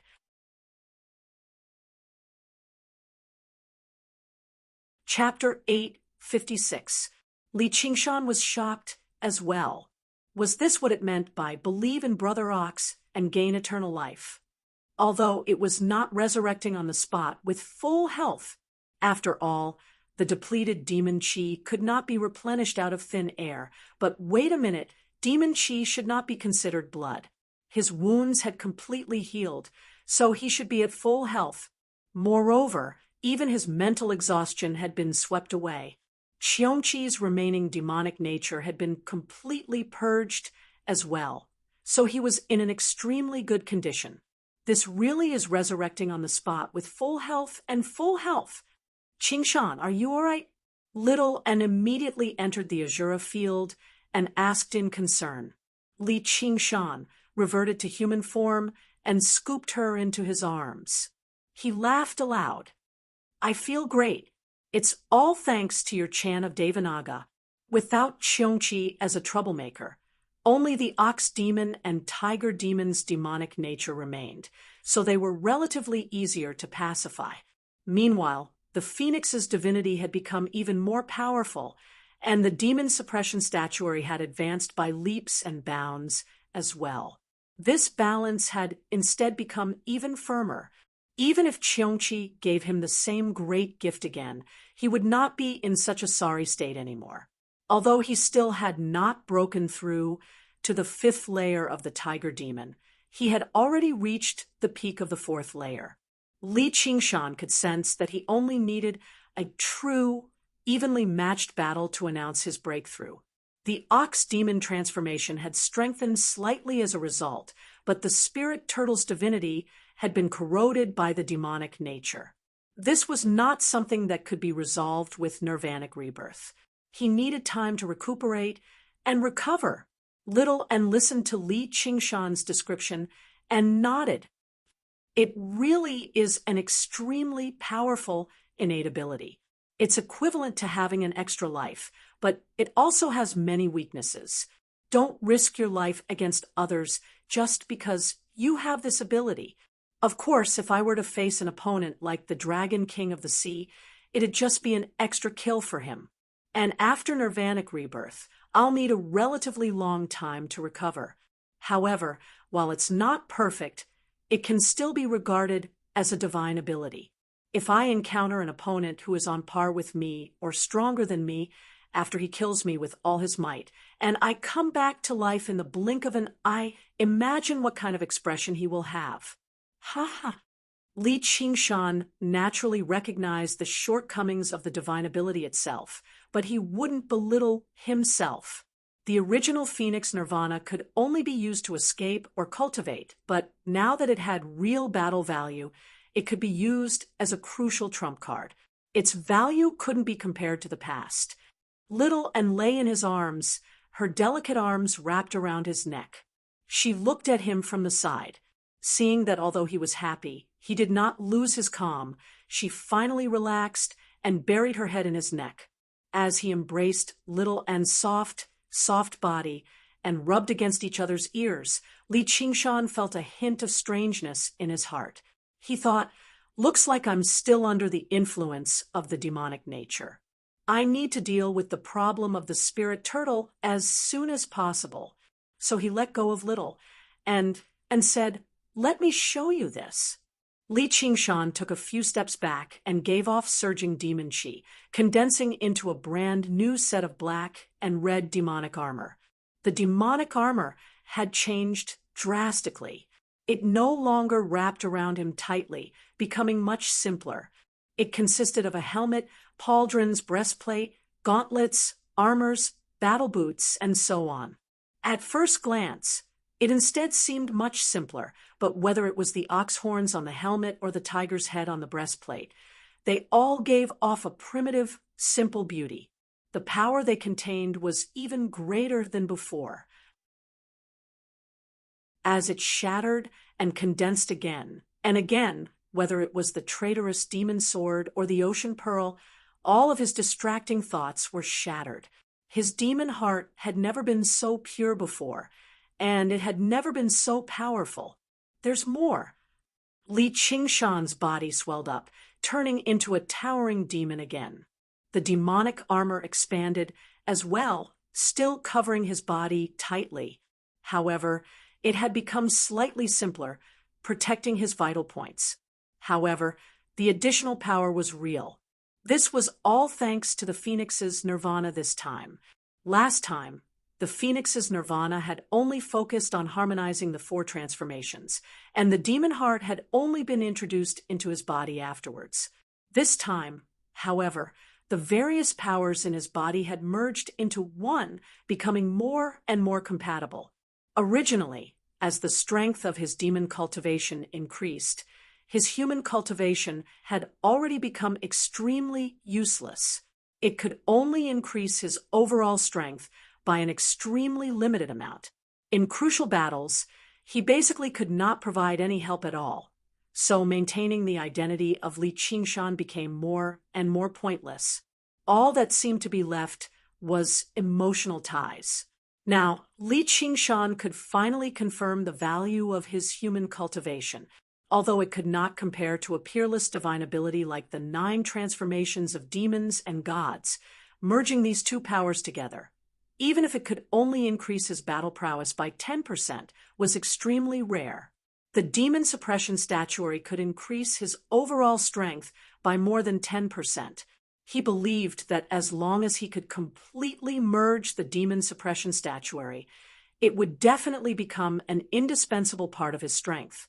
In the future, if he could obtain an even higher and stronger cultivation method, the increase in his strength would be even greater. Qiongqi's generous gift had almost choked him to death, but he still ended up swallowing it. The myriad poison ancestor has returned. Let's go out. Li Qingshan thought of something and left the Azura field with little, and congratulations on defeating your inner demons, my king. Your cultivation has taken another step forward, and you've become even more handsome. Yin Qing bowed. Although Li Qingshan had run out of demon qi and had only recovered a little, he seemed like a brand new person.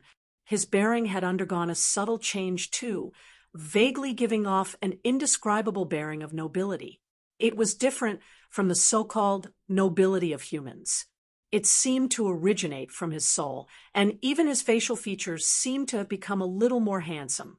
Li Qingshan touched his face, but he did not become happy because of this praise. North Moon had always been ridiculously handsome. Instead, he frowned slightly and asked little, "And have there really been changes?" Anzhong reached out to touch his face and said simply, "Yes." Li Qingshan turned into North Moon again. "And now?"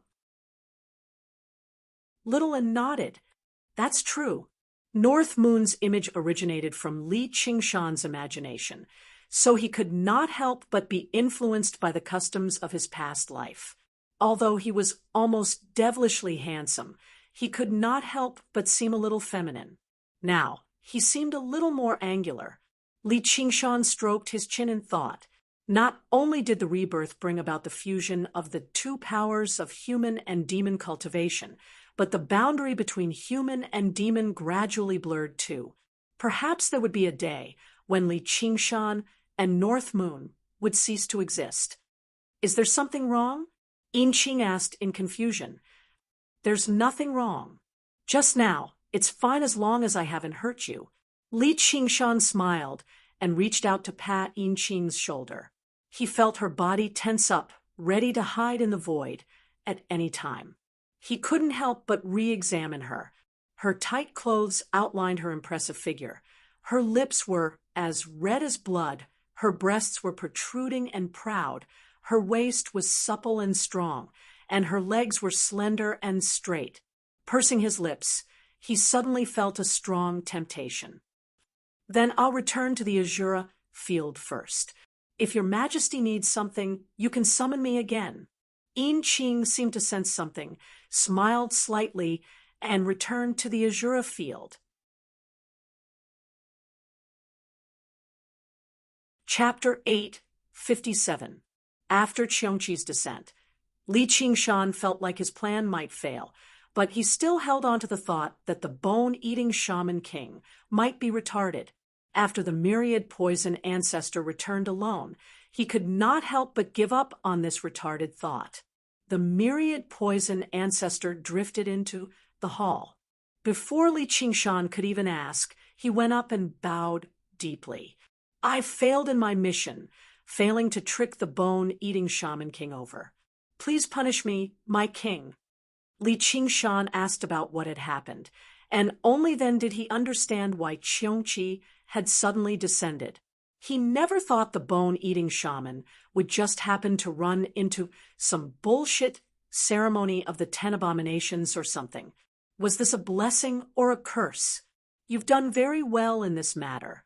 It's also because the bone-eating shaman king's death hasn't arrived yet, so it's not your fault. Do you think the bone-eating shaman king will lose his patience and attack Savage Mountain in the future? Li Qingshan still held on to a sliver of hope. If he could fight the bone-eating shaman king, he would definitely be able to break through to the 5th layer of the tiger demon, and his strength would undergo a qualitative change. The 9 transformations of the demonic and divine became more and more difficult the more he practiced it, but it also became more and more powerful.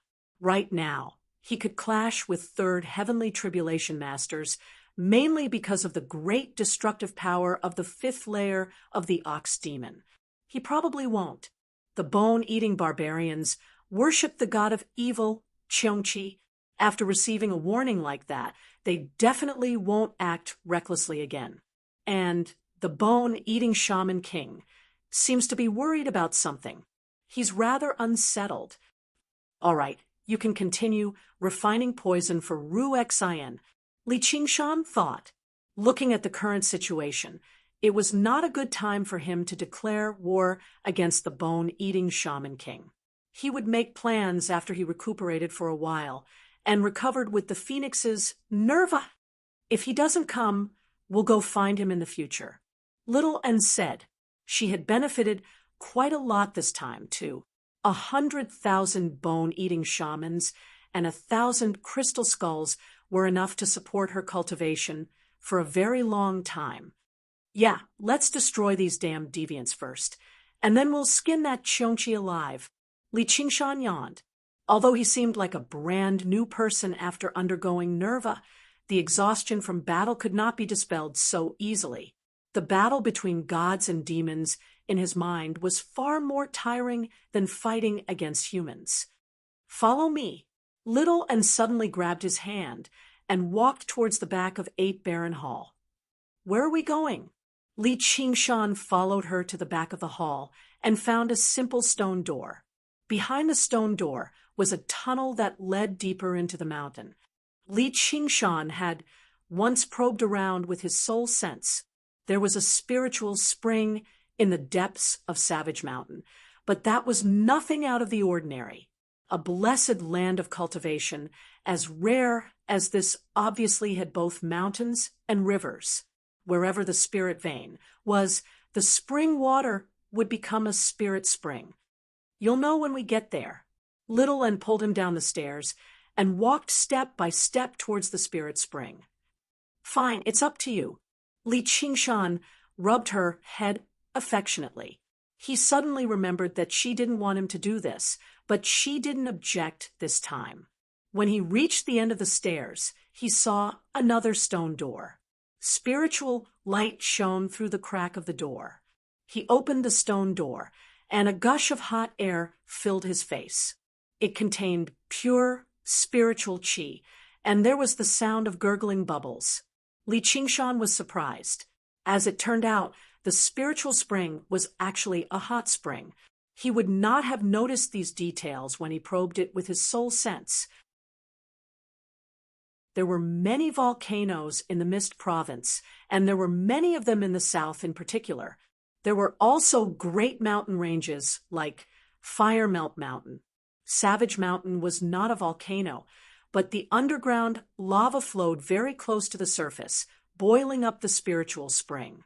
A simple pool was constructed from spiritual stones in the surroundings.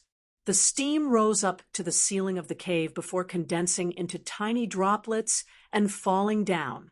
Some fell into the pool, while others landed on the rocks, but they evaporated into mist very soon.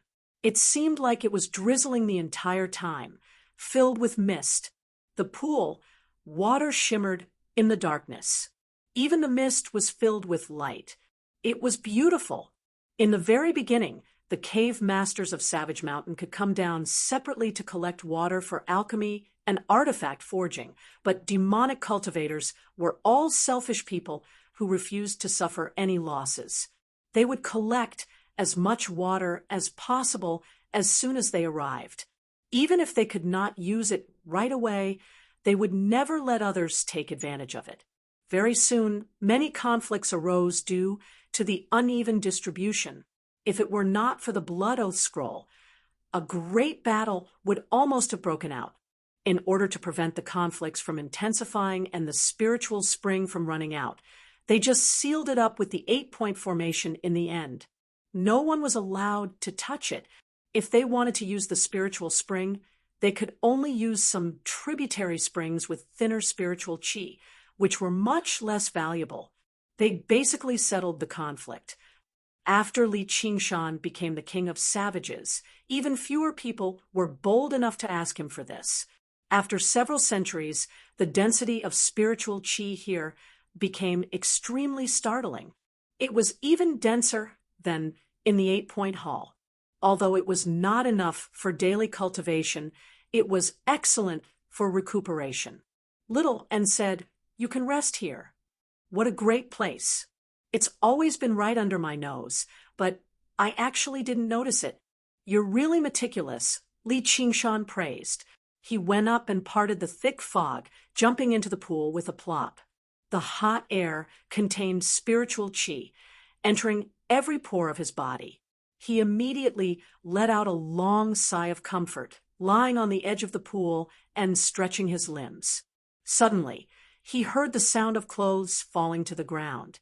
His heart skipped a beat, and he turned around. Little and walked out of the thick fog. She had already taken off the white lunar monk robe, leaving only her white undergarments. They were soon soaked through by the steam, almost transparent. Her long, black hair cascaded down like a waterfall, parting on her white shoulders. Only then did it barely serve as a cover. However, as she walked, her beautiful body was faintly discernible, enough to drive any man crazy. Li Qingshan could not help but sigh inside. She's no longer a child. If she wasn't little, and he stopped thinking about it. Little and had already reached the edge of the pool. Her slender feet broke the surface of the pool, and she slid into the water like a fish, creating a shallow ripple. When she reached Li Qingshan's side, his heart seemed to slow down a beat. A warm and soft body approached him. Little and raised her head and stared at him.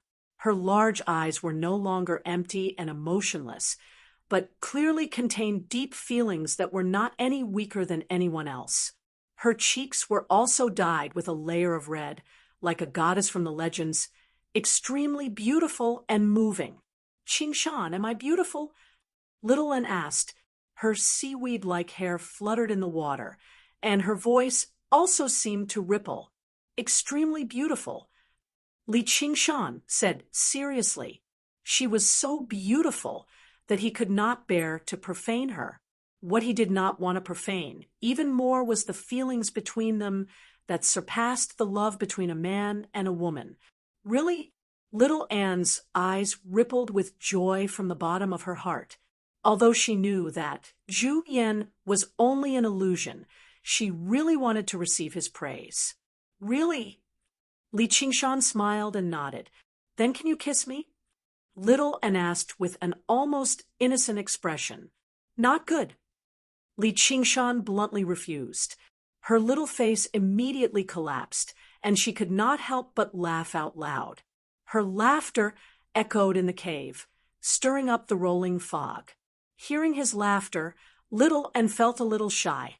It was not because they were seeing each other with sincerity, but because her meaningless actions had caused him to laugh at her for no reason. Li Qingshan lowered his head and pecked her lips gently like a dragonfly skimming the surface of water. Are you satisfied now? Little and touched her lips and finally revealed a satisfied smile. She threw herself into his arms. You're tuning in to the Mystic Fist YouTube channel. Don't forget to subscribe and join us on this journey to catch the most captivating stories.